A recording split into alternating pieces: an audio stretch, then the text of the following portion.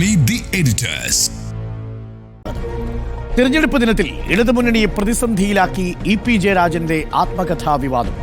DC books പ്രസിദ്ധീകരിക്കാനിരിക്കുന്ന പുസ്തകത്തിന്റെ ഉള്ളടക്കമെന്ന പേരിലാണ് വിവാദ ഭാഗങ്ങൾ പുറത്തുവന്നത്. എന്നാൽ ഇക്കാര്യം പൂർണ്ണമായും ഇ.പി. ജയരാജൻ നിഷേധിച്ചു. പുസ്തകം എഴുതാനോ പ്രസിദ്ധീകരിക്കാനോ ആരെയും ചുമതലപ്പെടുത്തിയിട്ടില്ല.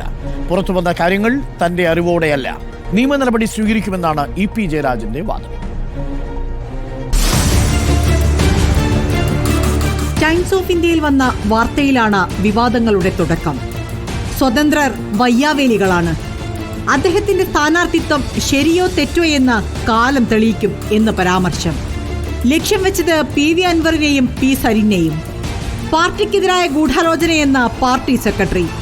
തെരഞ്ഞെടുപ്പ് ദിവസം വന്ന വിവാദം പാർട്ടിക്ക് പോറലേൽപ്പിച്ചു. പുസ്തകത്തിന്റെ പേര് പോലും അറിവോടെയല്ലെന്ന് EP.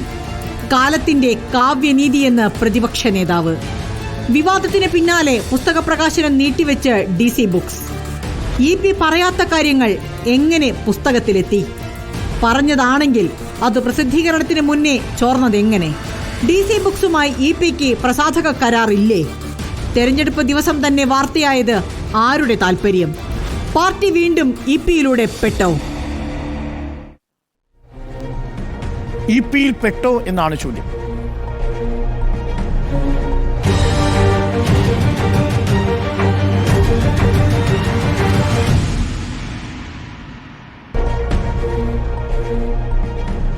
ഉണ്ണി ബാലകൃഷ്ണൻ, കട്ടൻ ചായയും പരിപ്പുവടയും ഒരു കമ്മ്യൂണിസ്റ്റ് ജീവിതം എന്ന പേരിൽ DC ബുക്സ് പ്രസിദ്ധീകരിക്കാനിരുന്നു എന്ന് DC ബുക്സ് പരസ്യപ്പെടുത്തിയ പുസ്തകത്തിലെ ഉള്ളടക്കമാണ് ഇപ്പോൾ പുറത്തു വന്നിരിക്കുന്നത്. അതേ ഉള്ളടക്കമാണോ എന്ന് നമ്മൾ ഇനിയും സ്ഥിരീകരിച്ചിട്ടില്ല. ഇതിൽ DC ബുക്സ് ഒരു കൃത്യമായ മറുപടി നൽകിയിട്ടില്ല.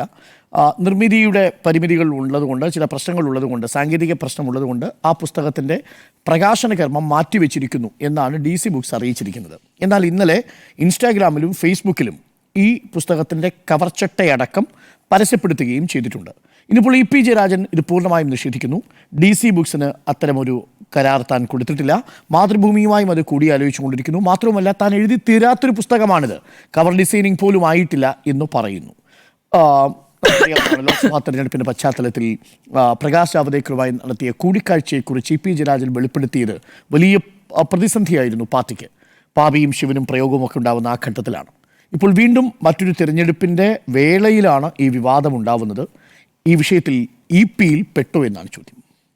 EP-യിൽ പാർട്ടി പെട്ടു എന്ന് തന്നെയാണ് എൻ്റെ മറുപടി. അതിൻ്റെ വിശദീകരണം ഞാൻ അടുത്ത ഘട്ടത്തിൽ തരാം. ഒന്നാമതായി എനിക്ക് പറയാനുള്ളത്, ഇ.പി. ജയരാജൻ പറയുന്നൊരു കാര്യമുണ്ട്, ഞാൻ എഴുതാത്ത കാര്യങ്ങളാണ് ഇതിൽ വന്നിരിക്കുന്നത്, ഉൾപ്പെടുത്തിയിരിക്കുന്നത് എന്നുള്ളതാണ്. നോക്കൂ, ആരാണ് ഇ.പി. ജയരാജൻ? ഇ.പി. ജയരാജൻ കേരളത്തിലെ ഏറ്റവും പ്രധാനപ്പെട്ട ഒരു രാഷ്ട്രീയ നേതാവാണ്, അല്ലേ? അദ്ദേഹം 2 തവണ MLA ആയിരുന്നയാളാണ്, അദ്ദേഹം സംസ്ഥാനത്തിൻ്റെ മന്ത്രിയായിരുന്നയാളാണ്, അദ്ദേഹം ഭരണമുന്നണിയുടെ കൺവീനറായിരുന്നയാളാണ്.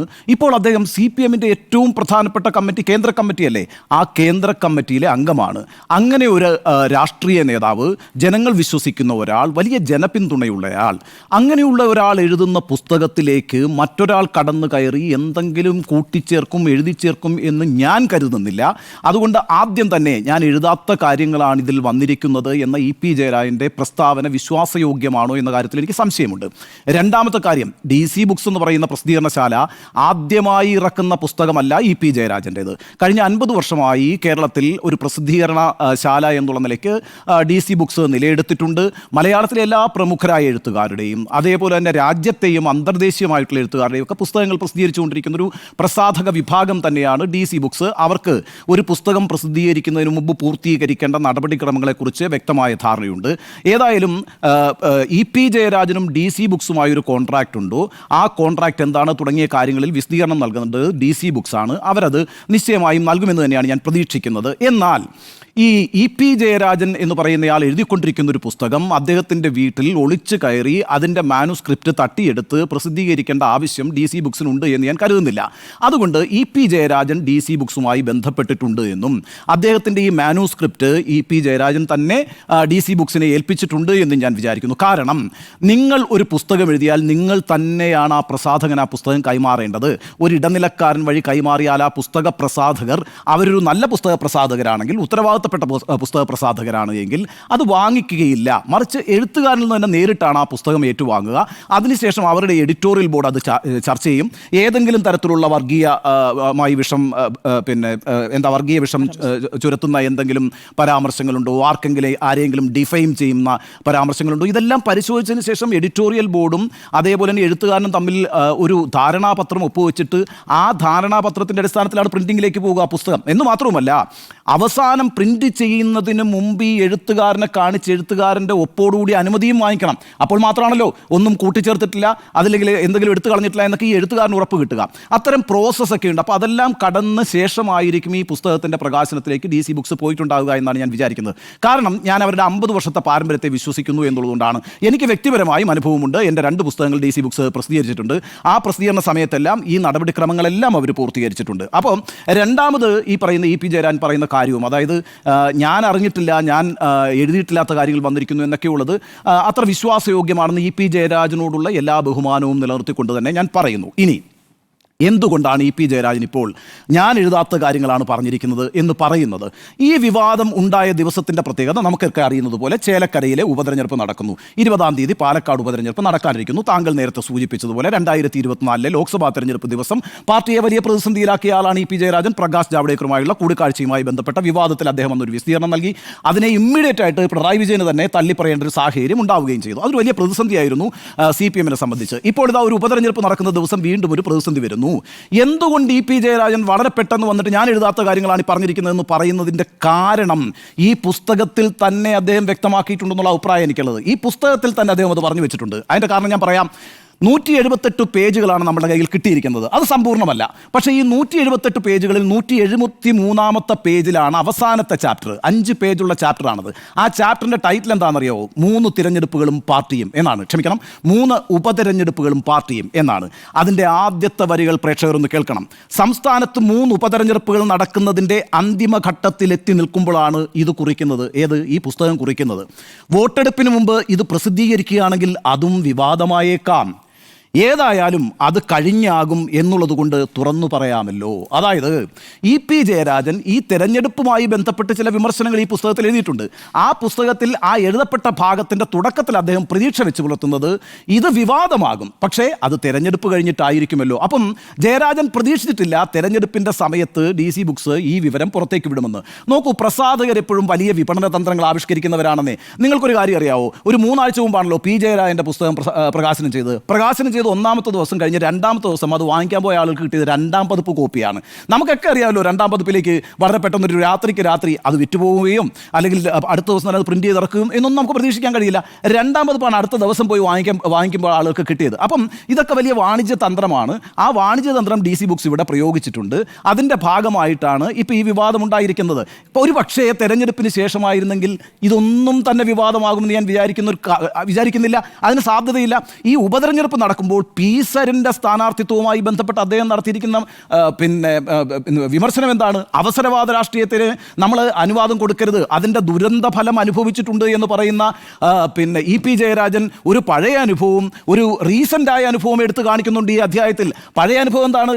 ഉദുമയിൽ കുഞ്ഞിരാമൻ നമ്പ്യാർ എന്ന് പറയുന്ന MLA മറുകണ്ഠം ചാടിയപ്പോൾ നമ്മൾ നിലനിർത്തി വിജയിപ്പിച്ചു കഴിഞ്ഞപ്പോൾ എന്ത് സംഭവിച്ചു? അദ്ദേഹം വീണ്ടും മറുകണ്ഠം ചാടി കോൺഗ്രസിലേക്ക് പോയി. ഇങ്ങനൊരു ദുരനുഭവം മുമ്പ് CPM നേരിട്ടിട്ടുണ്ട് എന്ന് ഓർമ്മിപ്പിക്കുന്ന EP ജയരാജൻ അവസാനം പറയുന്ന ഉദാഹരണം എന്താണ്? PV അൻവറിൻ്റെതാണ്. PV അൻവറിനെ സ്വതന്ത്ര MLA ആക്കി മത്സരിപ്പിച്ചു, നമ്മളിപ്പോൾ ഇത് അതിന് വില കൊടുക്കേണ്ടി വരുന്നു. അപ്പോൾ ഇത്തരം കാര്യങ്ങൾ പാർട്ടി പരിശോധിക്കണം എന്ന് പറഞ്ഞുകൊണ്ട് പീസറിൻ്റെ സ്ഥാനാർത്ഥിത്വത്തെ യഥാർത്ഥത്തിൽ തള്ളിക്കളയുകയാണ് EP ജയരാജൻ ചെയ്തിരിക്കുന്നത്. പക്ഷേ ജയരാജൻ പോലും പ്രതീക്ഷിക്കാതെ പാലക്കാട് തെരഞ്ഞെടുപ്പ് നടക്കുന്നതിന് മുമ്പ് ചേലക്കര തെരഞ്ഞെടുപ്പ് നടക്കുന്ന ദിവസം DC ബുക്സ് ഈ പ്രധാനപ്പെട്ട ഭാഗം പുറത്തേക്ക് വിടുന്നു. ആ പുറത്തേക്ക് വിടുന്നതിൽ EP ജയരാജൻ പ്രതിസന്ധിയിലാകുന്നു. അതുകൊണ്ടാണ് EP ജയരാജൻ ഞാൻ പറയാത്ത കാര്യങ്ങളെല്ലാം ആ പുസ്തകത്തിൽ എഴുതി ചേർത്തിരിക്കുന്നു എന്ന് പറയുന്നത്. ഞാനത് വിശ്വസിക്കുന്നതേയില്ല. കാരണം ഞാൻ ആദ്യം പറഞ്ഞ കാര്യമാണ്, EP ജയരാജൻ ഒരു ചെറിയ ആളല്ല കേരളത്തിൽ. അദ്ദേഹത്തിൻ്റെ പുസ്തകത്തിൽ കയറി വേറൊരാൾക്ക് എന്തെങ്കിലും എഴുതി അങ്ങ് പ്രസിദ്ധീകരിക്കാൻ കഴിയില്ല. DC ബുക്സ് കേരളത്തിലും ചെറിയ പ്രസാധക സംരംഭകരുമല്ല. അവരും ഇക്കാര്യത്തിലൊക്കെ സുതാര്യത പാലിക്കുന്നവരാണ്. അതുകൊണ്ടാണ് അവർ 50 വർഷമായിട്ട് നിലനിൽക്കുന്നത്. അപ്പം അതുകൊണ്ട് ഇവിടെ ഈ പറയുന്ന വാദമുഖങ്ങൾ നിൽക്കുമെന്ന് ഞാൻ വിചാരിക്കുന്നില്ല. അതിൻ്റെ ഭാഗമായിട്ടാണ് ഞാൻ അദ്ദേഹത്തിൻ്റെ തന്നെ ആശങ്ക ആ പുസ്തകത്തിൽ രേഖപ്പെടുത്തിയിട്ടുള്ളത്. പ്രേക്ഷകരുടെ അറിവിലേക്ക് വായിച്ചത്. അത് ഈ തിരഞ്ഞെടുപ്പ് കഴിഞ്ഞിട്ടാണ് എങ്കിൽ ജയരാജൻ തള്ളി പറയുമെന്ന് ഞാൻ വിചാരിക്കുന്നില്ല. മറ്റൊരു പ്രശ്നത്തിനകത്തും ജയരാജൻ ഈ കാര്യത്തിലൊന്നും എന്തെങ്കിലും ഒരു വിയോജിപ്പ് പ്രകടിപ്പിച്ചതായിട്ട് ഞാൻ മനസ്സിലാക്കുന്നില്ല. കാരണം എന്താ അറിയോ, ജയരാജൻ ഈ പുസ്തകവുമായി ബന്ധപ്പെട്ട് ഉന്നയിച്ചിട്ടുള്ള പ്രധാനപ്പെട്ട വിമർശനങ്ങളെല്ലാം വരുന്നത് കോമ്രേഡ്ഷിപ്പ് തിരിച്ചു പിടിക്കണം എന്ന് പറഞ്ഞ മറ്റൊരു അധ്യായമുണ്ട്. ആ അധ്യായത്തിനകത്താണ് പ്രധാനപ്പെട്ട പാർട്ടി വിമർശനങ്ങൾ വരുന്നത്. ആ പാർട്ടി വിമർശനങ്ങളിനകത്ത് ഏറ്റവും പ്രധാനമായും അദ്ദേഹം ഉന്നയിക്കുന്ന ഒരു കാര്യമുണ്ട്. പ്രാദേശികമായി ചില സ്ഥലങ്ങളിലെങ്കിലും നേതാക്കളും പ്രവർത്തകരും പഴയതുപോലെ ജനങ്ങളെ വേണ്ട രൂപത്തിൽ കേൾക്കുന്നില്ല, പരിഗണിക്കുന്നില്ല. ഈ പ്രശ്നമാണ് സംഘടനയുടെ വീഴ്ചയ്ക്ക് കാരണം, പലപ്പോഴും തെരഞ്ഞെടുപ്പിലെ പരാജയത്തിന് കാരണമെന്ന് ജയരാജൻ പറയുന്നു. ഇത് ജയരാജനല്ലെന്നേ ആദ്യം പറഞ്ഞത്. ജയരാജന് മുമ്പ് ജൂലൈ 4-ാം തീയതി തോമസ് ഐസക് എന്ന് പറയുന്ന കേന്ദ്ര കമ്മിറ്റി അംഗം പത്തനംതിട്ടയിൽ മത്സരിച്ച് തോറ്റ ശേഷം എഴുതിയ ഫേസ്ബുക്കിനകത്ത് പറയുന്നു, ജനങ്ങളും പാർട്ടിയുമായുള്ള ബന്ധം നഷ്ടമായിരിക്കുന്നു. ഇതിന് ജനങ്ങളെ കുറ്റപ്പെടുത്തിയിട്ട് കാര്യമില്ല, സംഘടനയുടെ വീഴ്ചയാണ്, നേതാക്കളുടെയും പ്രവർത്തകരുടെയും ധാർഷ്ട്യം ജനങ്ങളെ പാർട്ടിയിൽ നിന്നും അകറ്റി. അത്രയും രൂക്ഷമായിട്ട് യഥാർത്ഥത്തിൽ ജയരാജൻ ഈ പുസ്തകത്തിൽ പറഞ്ഞിട്ടില്ല. ധാർഷ്ട്യം, ആരഗൻസ് എന്ന വാക്ക് തന്നെ അദ്ദേഹം ഉന്നയിച്ചിട്ടുണ്ട്. തോമസ് ഐസക്കിന് എങ്ങനെ അത് പറയാൻ കഴിഞ്ഞത്? സീതാറാം യെച്ചൂരി ഇത് തന്നെ പറഞ്ഞു. സീതാറാം യെച്ചൂരി എന്താ പറഞ്ഞത്? Party leaders and activist are losing touch with the people. ജനങ്ങളുമായുള്ള ബന്ധം പാർട്ടിക്ക് നഷ്ടപ്പെടുന്നു എന്ന് പറഞ്ഞത് അന്ന് CPM-ന്റെ ജനറൽ സെക്രട്ടറി ആയിരുന്ന അന്തരിച്ച സീതാറാം യെച്ചൂരിയാണ്. അപ്പോൾ ആ കാര്യങ്ങളൊന്നും തന്നെ ജയരാജൻ ആദ്യമായിട്ട് ഉന്നയിക്കുന്ന കാര്യങ്ങളല്ല. ഇനി വേറെ കാര്യമുണ്ട്. SFIയും DYFIയുമായിട്ട് ബന്ധപ്പെട്ട വിമർശനം ജയരാജൻ ഉന്നയിച്ചിട്ടുണ്ട്. DYFIയും SFIയും ഒട്ടേറെ പോരാട്ടങ്ങളിലൂടെ യുവജന വിദ്യാർത്ഥികൾക്കിടയിൽ വളർന്നു വന്ന പ്രസ്ഥാനമാണെന്ന് പറയുന്ന EP ജയരാജൻ പറയുന്നു, എണ്ണമറ്റ പോരാട്ടങ്ങളിലൂടെയാണ് SFIയും DYFIയും വിദ്യാർത്ഥി യുവജനങ്ങൾക്കിടയിൽ ആധിപത്യം സ്ഥാപിച്ചത്. എന്നാൽ ചില പുഴുക്കുത്തുക്കൾ കടന്നുകൂടുമ്പോൾ ആ വിശ്വാസ്യത നഷ്ടമാകുന്നു. ഇത് പൂക്കോട് സർവകലാശാലയിലെ സിദ്ധാർത്ഥന്റെ മരണമടക്കം ഉന്നയിച്ചുകൊണ്ടാണ് പറയുന്നത്. പക്ഷേ ഇത് പറയുന്നതും ആദ്യമായിട്ട് EP ജയരാജനല്ല. ജയരാജന് മുമ്പ് MV ഗോവിന്ദൻ ഇത് വളരെ കൃത്യമായിട്ട് പറഞ്ഞിട്ടുണ്ട്. പല്ലിന് പല്ല് എന്നതായിരിക്കരുത് SFIയുടെ നിലപാട്. അങ്ങനെ വിചാരിക്കുന്നവരുണ്ടെങ്കിൽ അവർ അത് തിരുത്താൻ തയ്യാറാകണം. ഇത് പറഞ്ഞിരിക്കുന്ന സംസ്ഥാന സെക്രട്ടറി വളരെ മുമ്പ് പറഞ്ഞിട്ടുണ്ട്. അപ്പോൾ EP ജയരാജൻ പുതുതായിട്ട് പറയുന്നൊരു വിമർശനമല്ല. ഇനി പ്രധാനപ്പെട്ട 1-2 വിമർശനങ്ങൾ EP ജയരാജൻ്റെതായിട്ട് വന്നിട്ടുണ്ട്. അത് വളരെ പ്രധാനമാണ്. ഒന്ന്, 3 ജില്ലാ സെക്രട്ടറിമാരെ ലോക്സഭാ തെരഞ്ഞെടുപ്പിൽ മത്സരിച്ചു. നമുക്കറിയാലോ, V ജോയി മത്സരിച്ചു, അതേപോലെ തന്നെ MV ജയരാജൻ മത്സരിച്ചു, കാസർഗോഡ് ബാലകൃഷ്ണൻ മത്സരിച്ചു. എന്തിനാണ് അവരെ മത്സരിപ്പിച്ചത്? അവർ ജില്ലയുടെ മത്സര രംഗത്ത് എല്ലാ കാര്യങ്ങളും നിയന്ത്രിക്കേണ്ടതും അതേ മുന്നോട്ട് കൊണ്ടുപോകേണ്ട ഉത്തരവാദിത്തപ്പെട്ട ആളുകളാണ്. അങ്ങനെയുള്ള ആളുകളെ മത്സരരംഗത്ത് ഇറക്കുന്നത് ശരിയാണോ എന്ന് പാർട്ടി ചിന്തിക്കണം. ഇതൊരു വളരെ പ്രധാനപ്പെട്ട വിമർശനമായിട്ട് ജയരാജൻ പറയുന്നുണ്ട്. അതുപോലെ തന്നെ ചില മണ്ഡലങ്ങളിലെങ്കിലും സ്വാധീനം ചെലുത്താൻ കഴിയാത്ത ബഹുജന സംഘടനാ നേതാക്കളെ നിർത്തി. ഇളമരം കരീമിനെയാണ് ഒരു ഉദാഹരണമായിട്ട് പറയുന്നത്. കോഴിക്കോട്, പത്തനംതിട്ടയിൽ ഐസക്കിന്റെ കാര്യം പറയുന്നു. അതേപോലെ തന്നെ പാലക്കാട് വിജയരാഘവന്റെ കാര്യം പറയുന്നു. ഈ സ്ഥാനാർത്ഥിത്വങ്ങൾ ശരിയാണോ എന്ന് പരിശോധിക്കണം. ഇതൊക്കെ ജയരാജൻ മുന്നോട്ട് വയ്ക്കുന്ന വിമർശനങ്ങളാണ്. സിറ്റിംഗ് MLA-മാരെ മത്സരിപ്പിച്ചു, അത് ശരിയാണോ? പാർട്ടിക്ക് വേണ്ട നല്ല നേതാക്കൾ ഉണ്ടായിരുന്നില്ലേ? അതിപ്പോൾ ശൈലജയും മുകേഷുമാണ് മത്സരിച്ചത്, അവരുടെ കാര്യമാണ് ജയരാജൻ വിമർശനമായിട്ട് ഉന്നയിക്കുന്നത്. ഈ വിമർശനങ്ങൾ വളരെ ശരിയായിട്ട് ഉന്നയിച്ചിട്ടുണ്ടെന്ന് മാത്രമല്ല, അദ്ദേഹം അവസാനിപ്പിക്കുമ്പോൾ ഈ പിണറായി വിജയനുമായി ബന്ധപ്പെട്ടൊരു വലിയ വിമർശനം ഉന്നയിക്കുന്നുണ്ട്. 1-ാം പിണറായി മന്ത്രിസഭയെക്കുറിച്ചും മന്ത്രിമാരെക്കുറിച്ചും ജനങ്ങൾക്കിടയിൽ മികച്ച അഭിപ്രായമാണ് ഉണ്ടായിരുന്നത്. ആ അഭിപ്രായം നിലനിർത്താനായില്ല എന്ന് മാത്രമല്ല, താരതമ്യേന ദുർബലരാണ് എന്ന തോന്നലും ജനങ്ങൾക്കിടയിൽ വളർന്നു വന്നിട്ടുണ്ട് എന്ന് അദ്ദേഹം പറയുന്നുണ്ട്. ഇതും ജയരാജൻ അല്ല ആദ്യമായിട്ട് ഉന്നയിക്കുന്നത്. ഇത് പിണറായി വിജയന്റെ 2-ാം സർക്കാർ വന്നപ്പോൾ 1 വർഷം കഴിഞ്ഞ് 2022 ഓഗസ്റ്റ് 12 വാർത്താ സമ്മേളനം നടത്തുമ്പോൾ കോടിയേരി ബാലകൃഷ്ണൻ സംസ്ഥാന സെക്രട്ടറി ആയിരിക്കുമ്പോൾ ഇതേ വിമർശനം പാർട്ടിയുടെ സംസ്ഥാന കമ്മിറ്റിയിൽ ഉണ്ടാവുകയും അത് കോടിയേരി ബാലകൃഷ്ണൻ സ്ഥിരീകരിക്കുകയും ചെയ്യുന്നു. മന്ത്രിമാർ ഓഫീസിലും ഓൺലൈനിലും മാത്രം കേന്ദ്രീകരിച്ചാൽ പോരാ, ജനങ്ങളിലേക്ക് ഇറങ്ങണം, ജനങ്ങളിലേക്ക് ഇറങ്ങി നിന്ന് പ്രവർത്തിക്കണം, മന്ത്രിമാരിൽ പലരും ഫോൺ പോലും എടുക്കുന്നില്ല തുടങ്ങിയിട്ടുള്ള വിമർശനങ്ങൾ വന്ന സാഹചര്യത്തിലാണ് ആ വിമർശനങ്ങൾ ശരിയായിരുന്നു, അത്തരം കാര്യങ്ങൾ സംഭവിച്ചിട്ടുണ്ട്, അതിൽ തെറ്റുതിരുത്തൽ ഉണ്ടാകും എന്ന് കോടിയേരി ബാലകൃഷ്ണൻ പറയുന്നത് അത് 2022-ലാണ്. അപ്പോൾ ഈ വിമർശനങ്ങളൊക്കെ നിശ്ചയമായും നേരത്തെ തന്നെ പാർട്ടിക്കുള്ളിലുണ്ട്. ഇത് ആദ്യമായി പറയുന്ന ആളുമല്ല EP ജയരാജൻ. ജയരാജൻ പെട്ടത് പാലക്കാട് ഉപതെരഞ്ഞെടുപ്പ് നടക്കാതിരിക്കുമ്പോൾ പീസറിന്റെ സ്ഥാനാർത്ഥിത്വത്തെ തള്ളി പറഞ്ഞിരിക്കുന്നു എന്നുള്ളതാണ്. അവിടെയാണ് ഞാൻ പറയുന്നത് ഈ വിവാദത്തിൽ പാർട്ടി പെട്ടു എന്ന്. കാരണം എന്താണെന്ന് വെച്ചാൽ, ഞാൻ അവസാനിപ്പിക്കുമ്പോൾ പറയുന്നത്, പീസറിന്റെ സ്ഥാനാർത്ഥിത്വവുമായി ബന്ധപ്പെട്ട് ഏറ്റവും നല്ല ആയുധമല്ലേ ഇപ്പോൾ കോൺഗ്രസിന് കൈ കൊണ്ട് കൊടുത്തിരിക്കുന്നത്. EP ജയരാജനെ പോലെ പാർട്ടിയുടെ കേന്ദ്ര കമ്മിറ്റി അംഗമായിട്ടുള്ള ഒരാൾ പറഞ്ഞിരിക്കുന്നു, അവസരവാദ രാഷ്ട്രീയമാണ് ഈ പീസറിന്റെ സ്ഥാനാർത്ഥിത്വം എന്ന്. നാളെ മുതൽ അവിടെ പ്രചരണത്തിൽ, ഇന്ന് തന്നെ തുടങ്ങിയത് ഞാൻ വിചാരിക്കുന്നത്, ഇന്ന് തന്നെ അവർ പ്രചരണവുമായിട്ട് രംഗത്തിറങ്ങിയിട്ടുണ്ട്. നാളെ ഇപ്പോൾ EP ജയരാജൻ പോയി ഇതെല്ലാം തള്ളി പറയുമായിരിക്കും. പക്ഷേ ഈ പറയുന്ന ഡാമേജസ് ഡൺ എന്നൊരു പ്രയോഗം ഉണ്ടല്ലോ, ആ ഡാമേജ് ഇവിടെ സംഭവിച്ചിട്ടുണ്ട്. അതിന് പാർട്ടി അവിടെ വില കൊടുക്കേണ്ടി വരുമോ ഇല്ലയോ എന്നുള്ളതാണ് പ്രധാനപ്പെട്ട പ്രശ്നം. ഏതായാലും ജയരാജൻ ഈ പുസ്തകത്തെ തള്ളുമ്പോൾ പോലും ആ തള്ളിയ കാര്യങ്ങളിൽ വിശ്വാസത്തിലെടുക്കാൻ എനിക്ക് പ്രയാസമുണ്ട്.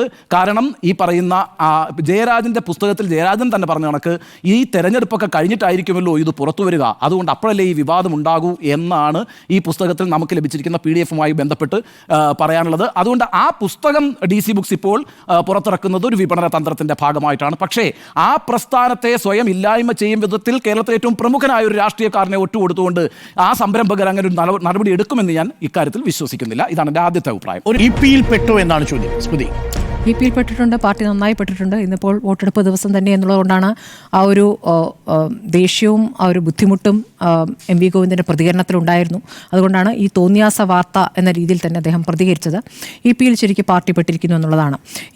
നമുക്ക് അറിയാവുന്നതാണ് ഈ അദ്ദേഹത്തെ LDF കൺവീനർ സ്ഥാനത്ത് നിന്ന് മാറ്റിയ ഘട്ടത്തിൽ തന്നെ ഇനി സജീവ രാഷ്ട്രീയത്തിൽ നിന്ന് താൻ മാറുകയാണ് എന്നും ഇനി പറയാനുള്ള കാര്യങ്ങൾ എഴുതുമെന്നും പലതവണ അദ്ദേഹം പല അഭിമുഖങ്ങളിലായി പറഞ്ഞിട്ടുണ്ട്. അപ്പോൾ എഴുതുമെന്നുള്ള കാര്യം ഉറപ്പായിരുന്നു. അപ്പോൾ ഒരു പുസ്തകം അത് വരുന്നു. അതിപ്പോൾ നേരത്തെ ഉണ്ണി ബാലകൃഷ്ണൻ വായിച്ച പോലെ ആ പേജിൽ തന്നെ പറയുന്നു ഈ വോട്ടെടുപ്പ് ദിവസം അത് വരുമെന്ന് അദ്ദേഹം പ്രതീക്ഷിച്ചില്ല എന്ന് പറയുന്നു. പക്ഷേ ഞാൻ വിചാരിക്കുന്നില്ല കേട്ടോ. ഇന്നലെ ഇപ്പോൾ സോഷ്യൽ മീഡിയയിൽ ഇത് കൊടുത്തിട്ടുണ്ടെങ്കിൽ നാളെ ഇതിൻ്റെ കുറച്ച് ഭാഗങ്ങൾ പുറത്തു വിടും എന്നുള്ളൊരു സന്ദേശം കൃത്യമായിട്ട് VPയിലേക്ക് പോയിട്ടുണ്ടാകുമെന്ന് തന്നെയാണ് ഞാൻ കരുതുന്നത്. അങ്ങനെ ചെയ്യാതിരിക്കുന്ന ഇവരെ സംബന്ധിച്ച് DC ബുക്സിനെ സംബന്ധിച്ച് അവർക്ക് നന്നായി വിപണനം നടത്താൻ അറിയാം. മീശ വിവാഹത്തിലൊക്കെ ആ പുസ്തകം എങ്ങനെയാണ് ചൂടപ്പം പോലെ വിറ്റുപോയത് എന്നുള്ള കാര്യം നമ്മൾ അറിയുന്നതാണല്ലോ. അപ്പോൾ അത് അവർക്ക് കൃത്യമായും ആ കച്ചവടം നടത്താൻ അറിയാം. ആ കച്ചവടത്തിൻ്റെ ഭാഗമായിട്ട് തന്നെയായിരിക്കാം ഈ ഭാഗങ്ങൾ പുറത്തേക്ക് വിട്ടിരിക്കുന്നത്. നോക്കൂ, ഇതിൽ ഇപ്പോൾ EP പറയുന്ന കാര്യങ്ങൾ ഇന്നിപ്പോൾ 2-3 പ്രതികരണങ്ങൾ നടത്തിയല്ലോ. ഓരോ ഘട്ടത്തിലും ഓരോ രൂപത്തിലാണ് പറയുന്നത്. ഞാൻ പറയാത്ത കാര്യങ്ങളാണ്. മാതൃഭൂമിയുമായും DC ബുക്സുമായും ഒക്കെ സംസാരിച്ചിട്ടുണ്ടെന്ന് പറയുമ്പോൾ DC ബുക്സുമായി ഒരു കരാറില്ല എന്ന രൂപത്തിലാണ് പറയുന്നത്. പക്ഷേ അങ്ങനെയല്ലല്ലോ. കരാറില്ലാത്ത ഒരു പ്രസാധക സംഘം ഈ രൂപത്തിൽ ഇത്രയും കാര്യങ്ങളൊക്കെ പുറത്തു വിടും, ഇത്രയും കാര്യങ്ങൾ എഴുതി വിടും എന്നാണ് കരുതേണ്ടത്. EP പറഞ്ഞ കാര്യങ്ങൾ തന്നെയാണ്. EP അനുഭവിച്ചതായി പലപ്പോഴായി പറഞ്ഞിട്ടുള്ള കാര്യങ്ങൾ തന്നെയുണ്ട്. അതേസമയം EP ജയരാജനെ പൊതുവിൽ കുറ്റക്കാരനാക്കിയ സംഭവങ്ങൾക്ക് പാർട്ടി കൂടി പങ്കാളിയാണ് എന്നാണ് അദ്ദേഹം ഈ പുസ്തകത്തിൽ എഴുതി വെക്കുന്നത് എന്നുള്ളതാണ് പ്രധാനപ്പെട്ട കാര്യം. ദേശാഭിമാനി ജനറൽ മാനേജർ ആയിരിക്കെ ലോട്ടറി വ്യവസായി സാന്റിയോ മാർട്ടിൽ നിന്ന് 2 കോടി വാങ്ങിയത് പരസ്യത്തിനുള്ള മുൻകൂർ തുകയായിട്ടാണ്. അത് പാർട്ടിയുടെ സെക്രട്ടേറിയറ്റ് അംഗീകരിച്ചത് ആണ് എന്നാണ് അദ്ദേഹം വിശദീകരിക്കുന്നത്. അപ്പോൾ ഇതിൽ അദ്ദേഹം ഒറ്റപ്പെടുകയും അദ്ദേഹത്തിനെതിരെ ആരോപണം ഉയരുകയും ഒക്കെ ചെയ്ത കാര്യമാണ്. ഈ ആക്ഷേപത്തെ തുടർന്ന് കേന്ദ്ര കമ്മിറ്റിയുടെ തെറ്റായ തീരുമാനത്തിൻ്റെ അടിസ്ഥാനത്തിൽ തന്നെ നീക്കി. അത് VS അച്യുതാനന്ദനും നന്നായി ഉപയോഗിച്ചു, രാഷ്ട്രീയമായി തനിക്കെതിരെ ഉപയോഗിച്ചു എന്ന് അദ്ദേഹം കൃത്യമായി പറയുന്നു. അപ്പോൾ EPയെ ബലിയാടാക്കുകയായിരുന്നു പാർട്ടി എന്ന് അദ്ദേഹം ആ പുസ്തകത്തിൽ പറയുകയാണ്. ഇനി വൈദികം റിസോർട്ടുമായി ബന്ധപ്പെട്ട് P ജയരാജൻ ആക്ഷേപം ഉന്നയിക്കുമ്പോൾ ജില്ലാ കമ്മിറ്റിയിൽ ഞാൻ ഉണ്ടായിരുന്നില്ല എന്ന് പറയുന്നു. അത് സംബന്ധിച്ച വാർത്തകൾ പിന്നീട് പുറത്തു വന്നു. പിന്നീട് സംസ്ഥാന കമ്മിറ്റിയിൽ P ജയരാജൻ പറഞ്ഞത് ഒരു സ്വകാര്യ കമ്പനിയിലെ സഹകരണ സ്ഥാപനം പോലെ സഹായിക്കുന്നത് ശരിയാണോ എന്നാണ്. അതായിരുന്നു ആക്ഷേപമെങ്കിൽ അക്കാര്യം നേരത്തെ വിശദീകരിക്കുമായിരുന്നു എന്നും EP പറയുകയാണ്. അപ്പോൾ പാർട്ടി EPയെ വേട്ടയാടിക്കൊണ്ടിരിക്കുന്ന എന്ന രീതിയിൽ തന്നെയാണ് ഈ വിഷയത്തെയും അദ്ദേഹം കണ്ടിരിക്കുന്നത്. ജാവ്ദേക്കറെ കണ്ട വാർത്ത വരുന്നതും മുഖ്യമന്ത്രിയുടെ പ്രതികരണം ഉണ്ടാകുന്നതൊക്കെ നമ്മൾ കണ്ടതാണ്. അന്ന് മുഖ്യമന്ത്രി ശിവനും പാപിയും എന്ന പ്രയോഗം നടത്തിയൊക്കെ നമ്മൾ കണ്ടതാണ്. അതിനുശേഷം EPയെ നമ്മൾ പാർട്ടിയുടെ ഒരു പരിപാടിയിലും കണ്ടിട്ടില്ല. ലോക്സഭാ തെരഞ്ഞെടുപ്പിന് ശേഷം ഒരു പരിപാടിയിലും കണ്ടിട്ടില്ല. അദ്ദേഹം മാധ്യമങ്ങളിൽ നിന്ന് തന്നെ മാറി വീട്ടിലിരിക്കുകയായിരുന്നു. പല തവണ നമ്മളടക്കം അദ്ദേഹത്തിൻ്റെ പ്രതികരണം അറിയാൻ പോകുമ്പോൾ അദ്ദേഹം പ്രതികരിച്ചിട്ടില്ലായിരുന്നു. അദ്ദേഹം മാറി നിൽക്കുന്നത്. അപ്പോഴാണ് പുസ്തകം എഴുതാൻ പോകുന്നു എന്ന് ചില പത്രക്കാരോട് തന്നെ അദ്ദേഹം പ്രതികരിച്ചിട്ടുള്ളത്. അങ്ങനെ വന്നിരിക്കുന്ന പുസ്തകം തന്നെയാണത്. അപ്പോൾ 90-ാം പേജിൽ സാന്റിയോ മാർട്ടിനുമായി 2 കോടി വാങ്ങിയ കാര്യം പറയുന്നത്, 126-ാം പേജിൽ വൈദേകൻ റിസോർട്ടുമായി ബന്ധപ്പെട്ട് പറയുന്നത് ജീവനുള്ളിടത്തോളം കാലം ചെങ്കൊടി തണലിലായിരിക്കും എന്ന് അദ്ദേഹം പറയുകയാണ്. അതായത് BJP-ക്കാർ വന്ന് ചർച്ച നടത്തിയിട്ടുണ്ട് എന്നുള്ള കാര്യം സമ്മതിക്കുമ്പോഴും BJPയിലേക്ക് ഇപ്പോൾ പാർട്ടി വിട്ടാലും പാർട്ടിയിൽ നിന്ന് പുറത്താക്കപ്പെട്ടാലും ഈ പാർട്ടിയുമായിട്ടുള്ള ബന്ധം, അതായത് ഞാൻ CPM-ആയി തന്നെയാണ്, കമ്മ്യൂണിസ്റ്റായി തന്നെയാണ് തൻ്റെ ജീവിതം അവസാനിപ്പിക്കുക എന്നുള്ളതാണ് അദ്ദേഹം കൃത്യമായി പറയുന്നത്. ആത്മകഥയോ അനുഭവക്കുറിപ്പോ ജീവചരിത്രമോ അല്ല, മനസ്സിൽ തോന്നുന്നതും അനുഭവിച്ചതുമായ കാര്യങ്ങളെക്കുറിച്ചുള്ള തുറന്നെഴുത്ത് എന്ന ആമുഖത്തോടു കൂടി തന്നെയാണ് അദ്ദേഹം ഇത് എഴുതിയിരിക്കുന്നത് എന്നുള്ളതാണ്. പിന്നെ ഉപതെരഞ്ഞെടുപ്പുകളുമായി ബന്ധപ്പെട്ട് പറഞ്ഞിരിക്കുന്ന കാര്യം 177-ാമത്തെ പേജിലുണ്ട്. പിന്നെ ഈ അദ്ദേഹത്തിന് വെടിയേറ്റ സംഭവം, അതിലെ ട്രെയിനിലെ വെടിവെപ്പ്, MVR-മായി ബന്ധപ്പെട്ട് പറയുന്നത്, K സുധാകരുമായി ബന്ധപ്പെട്ട് പറയുന്നത്, ആ ട്രെയിനിൽ ആരൊക്കെ ഉണ്ടായിരുന്നു, തൻ്റെ കുടുംബം വന്ന് അനുഭവിച്ച കാര്യങ്ങൾ, ഇതൊക്കെ വിശദമായി പറയുമ്പോൾ ഇതൊക്കെ വേറെ ആരോ എഴുതിയാണെന്നാണോ മനസ്സിലാക്കേണ്ടതല്ല. EP പറഞ്ഞു കൊടുത്ത് ഒരാൾ എഴുതിയിട്ടുണ്ട്. അതിൽ പാർട്ടിയിലെ തന്നെ പ്രധാനപ്പെട്ട ദേശാഭിമാനിയിൽ പാർട്ടി മുഖപത്രത്തിൽ തന്നെ ഒരാളാണ് അത് എടുത്തെഴുതിയത് എന്നുള്ള വിവരങ്ങളും വരുന്നുണ്ട്. അത് പാർട്ടി പരിശോധിക്കേണ്ടതാണ്. അങ്ങനെയാണെങ്കിൽ തന്നെ താനൊരു പുസ്തക രചനയിലേക്ക് പോകുന്നുണ്ടെങ്കിൽ സ്വാഭാവികമായും EP അത് പാർട്ടിയെ അറിയിക്കേണ്ടതാണ്. നമ്മളിപ്പോൾ P ജയരാജൻ്റെ പുസ്തകം കണ്ടതാണ്. P ജയരാജൻ്റെ പുസ്തക പ്രകാശനം നടത്തിയത് പിണറായി വിജയനാണ്. പ്രകാശനം നടത്തുമ്പോൾ പിണറായി വിജയൻ കൃത്യമായി പറയുന്നുണ്ട് ഇതിലെ എല്ലാ അഭിപ്രായങ്ങളോടും തനിക്ക് യോജിപ്പില്ല എന്ന് പറയുന്നുണ്ട്. അപ്പോൾ യോജിപ്പില്ലാത്ത കാര്യങ്ങൾ എഴുതാനുള്ള ഒരു സ്വാതന്ത്ര്യം കൂടി പാർട്ടി നൽകുന്നുണ്ട്. അപ്പോൾ EPക്ക് പറയാനുള്ള കാര്യങ്ങൾ EP പറയുമ്പോൾ അത് പാർട്ടിയെ അറിയിക്കേണ്ടിയിരുന്നു താൻ ഇങ്ങനെ ഒരു പുസ്തക രചനയിലേക്ക് പോവുകയാണ്. അത് EP പറഞ്ഞിട്ടില്ല എന്ന് തന്നെ വേണം മനസ്സിലാക്കാൻ. EP മാത്രമല്ല, ഇത് എഴുതി പുസ്തക രൂപത്തിലാക്കി എഴുതി കൊടുത്ത പാർട്ടി സഖാവും പാർട്ടി അറിയിച്ചിട്ടില്ല. അപ്പോൾ അതും പാർട്ടി പരിശോധിക്കേണ്ടി വരും. ഇപ്പോൾ റബ്ബിഷ് എന്നൊക്കെ പറഞ്ഞ് ഇപ്പോൾ പ്രകാശ് കാരാട്ട് തള്ളുന്നുണ്ട്. ഒരു ഇലക്ഷൻ സ്റ്റണ്ടായി അവരത് കാണുന്നു. പക്ഷേ അങ്ങനെയല്ല എന്നുള്ളത് കാര്യം അറിയാം. ഇന്ന് പുറത്തു വരുമെന്ന് EP പ്രതീക്ഷിച്ചിട്ടില്ല എന്നുള്ളത് തന്നെയാണ്. ഇന്ന് പുറത്തു വരില്ല എന്ന് പറയുമ്പോൾ പാലക്കാട് നോക്കൂ, സരിൻ്റെ കാര്യത്തിൽ അവസരവാദ രാഷ്ട്രീയം കളിക്കുന്നു എന്ന് പറഞ്ഞ് അതായത് പുതിയ കാര്യങ്ങൾ കൂടി കൂട്ടിച്ചേർക്കുന്നു എന്ന് പറഞ്ഞുകൊണ്ടാണ് ലാസ്റ്റ് വരി പറഞ്ഞത്. അതായത് പഴയ കാര്യങ്ങൾ മാത്രമല്ല, ചരിത്രം മാത്രമല്ല, പുതിയ കാര്യങ്ങൾ കൂടി പറയാനുണ്ട് എന്ന് ചേർത്ത് വെച്ചുകൊണ്ടാണ് സരിൻ്റെ കാര്യവും അൻവറിൻ്റെ കാര്യവും പറയുന്നത്. അപ്പോൾ അത് പറഞ്ഞ ശേഷം ഇപ്പോൾ പാർട്ടി EP-ക്ക് നൽകുന്ന ശിക്ഷ എന്നുള്ളത് രാഷ്ട്രീയത്തിൽ പൊതുപരിപാടിയിൽ നിന്നൊക്കെ മാറി നിൽക്കുന്ന ഈ തെരഞ്ഞെടുപ്പ് പ്രചാരണത്തിനിടയിൽ എവിടെയും കാണാത്ത EP-യെ നാളെ തന്നെ പാലക്കാട്ട് എത്തിച്ച് പ്രചാരണത്തിന് എത്തിക്കുന്നു എന്നുള്ളതാണ്. അവിടെ EP-ക്ക് സരിന് വേണ്ടി പ്രചാരണം നടത്തേണ്ടി വരും. അവസരവാദ രാഷ്ട്രീയം എന്ന് ഞാൻ പറഞ്ഞിട്ടില്ല എന്ന് പറയും. അവിടെ DC ബുക്സിനെ കുറേ ഇകഴ്ത്തി പറയും. ഇതൊക്കെ കണ്ടതാണ്. നമ്മളിപ്പോൾ ജാവ്ദേക്കറുമായുള്ള കൂടിക്കാഴ്ച, അതുമായി ബന്ധപ്പെട്ട് വന്ന വാർത്തകളിൽ അദ്ദേഹം നിയമ നടപടി സ്വീകരിച്ചിട്ടുണ്ട്. ഇതിലിപ്പോൾ നിയമ നടപടി സ്വീകരിക്കുന്നു. പക്ഷേ എനിക്ക് തോന്നുന്നത് ഇപ്പോൾ DC ബുക്സ് പ്രതികരിക്കാത്തവർ പക്ഷേ പാർട്ടിക്ക് അത് ക്ഷീണമാകേണ്ടതില്ല എന്ന് കരുതിയിട്ടായിരിക്കും. ഒരുപക്ഷെ പാർട്ടി നേതാക്കളും പാർട്ടിയും ഒരുപക്ഷെ DC ബുക്സിനെ ബന്ധപ്പെട്ട് കാണാം. ഇനി അതിലൊരു വിവാദം ഇപ്പോൾ തൽക്കാലം വേണ്ട എന്ന് ആലോചിക്കുന്നുണ്ടാവും. ഈ പുസ്തകം DC തന്നെയായിരിക്കും പുറത്തിറക്കുക എന്നാണ് ഞാൻ മനസ്സിലാക്കുന്നത്. ഇത്രയും കാര്യങ്ങൾ പുറത്തു വന്ന ശേഷം 300 പേജുള്ള പുസ്തകമാണെന്നാണ് കേൾക്കുന്നത്. അപ്പോൾ അതിൻ്റെ ഇത്രയും പേജുകളെ പുറത്തു വന്നിട്ടുള്ളൂ. പക്ഷേ ബാക്കി കാര്യങ്ങൾ കൂടി പുറത്തു വരേണ്ടതുണ്ട്. ഏതായാലും EP-യെ സംബന്ധിച്ച് ഇനി CPM-ൽ ഇനി ഒരു സ്ഥാനമാനങ്ങൾക്ക് സാധ്യതയില്ല. അദ്ദേഹത്തിൻ്റെ പ്രായം ഒരു പ്രധാന ഘടകം. കേന്ദ്ര കമ്മിറ്റി അംഗത്വം എന്നുള്ളത് അടുത്ത സമ്മേളനത്തോടു കൂടി അവസാനിക്കുകയാണ്. ഇനിയൊരു തെരഞ്ഞെടുപ്പിൽ മത്സരിക്കാനുള്ള സാധ്യതയില്ല. ഇനി LDF കൺവീനർ സ്ഥാനത്തൊന്നും തന്നെ നീക്കിയിരിക്കുന്നു. അപ്പോൾ താൻ പൂർണ്ണമായും അവഗണിക്കപ്പെട്ടു എന്നുള്ളൊരു തോന്നൽ EP-ക്ക് ആദ്യം മുതലേ ഉണ്ട്. MV ഗോവിന്ദനെ പാർട്ടി സെക്രട്ടറി ആക്കിയത് മുതൽ തന്നെ അദ്ദേഹം പ്രകടമായ അനിഷ്ടവും ബുദ്ധിമുട്ടും അദ്ദേഹം കാണിച്ചിട്ടുണ്ട്. പ്രതികരണങ്ങളിലായാലും വിട്ടുനിൽക്കലായാലും ഇതൊക്കെ നമ്മൾ കണ്ടതാണ്. LDF കൺവീനർ എന്ന നിലയ്ക്കും അദ്ദേഹം പല ഘട്ടങ്ങളിലും ചർച്ചകൾ നടത്തുന്നില്ല എന്നുള്ള പരാതി തന്നെ പാർട്ടിക്കകത്ത് വന്നിട്ടുള്ളതാണ്. CPI തന്നെ അത് ഉന്നയിച്ചിട്ടുള്ളതാണ്. ഇതൊക്കെ നമ്മൾ കണ്ടു കഴിഞ്ഞ കാര്യങ്ങളാണ്. അപ്പോൾ ഇനിയിപ്പോൾ നിഷേധിച്ചിട്ടൊന്നും കാര്യമില്ല. പാർട്ടി പെട്ടിരിക്കുന്നു. EP-യെ കൊണ്ട് തന്നെ അത് പരിഹരിക്കുക എന്നാണ് ഇനി പാർട്ടി കാണുന്നത്. നാളെ ഇനി EP നടത്തുന്ന പ്രസംഗം സരിന് വേണ്ടി, സരിന് അതാ നല്ല മിടുക്കനായ സ്ഥാനാർത്ഥി എന്ന് പറയുന്നത് നമുക്ക് നാളെ കേൾക്കാം. ഇതിലെനിക്കൊരു വ്യത്യസ്ത അഭിപ്രായമുള്ളത്, ഇപ്പോൾ ഏറ്റവും ഒടുവിൽ DC ബുക്സിനെതിരെ ഒരു നോട്ടീസ് അയച്ചിട്ടുണ്ട് EP ജയരാജൻ. സമൂഹത്തിൽ തേജോവധം ചെയ്യണമെന്ന ഉദ്ദേശത്തോടു കൂടിയാണ് ആത്മകഥ പ്രസിദ്ധീകരിച്ചത്. ഉപതെരഞ്ഞെടുപ്പിൽ രാഷ്ട്രീയ എതിരാളികൾക്ക് പ്രചരണ ആയുധം നൽകുന്നതിന് വേണ്ടിയാണ് ആത്മകഥ എന്ന നിലയിൽ DC ബുക്സ് പുറത്തുവിട്ട സർവ്വ പോസ്റ്റുകളും ആത്മകഥാ ഭാഗങ്ങളും പിൻവലിക്കണം. നിർവ്യാജം ഖേദം പ്രകടിപ്പിച്ച് തെറ്റ് പരസ്യപ്പെടുത്തണമെന്നും ആവശ്യം.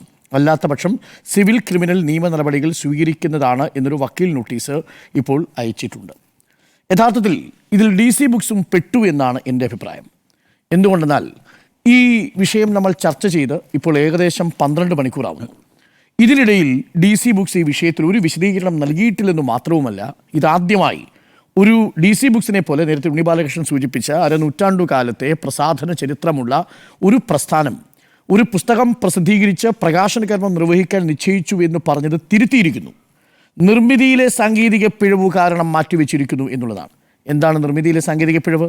നിർമ്മിതിയിലെ സാങ്കേതിക പിഴവ് മൂലം DC ബുക്സ് ഇതിനു മുമ്പ് ഏതെങ്കിലും ബുക്ക് പിൻവലിച്ചിട്ടുണ്ടോ?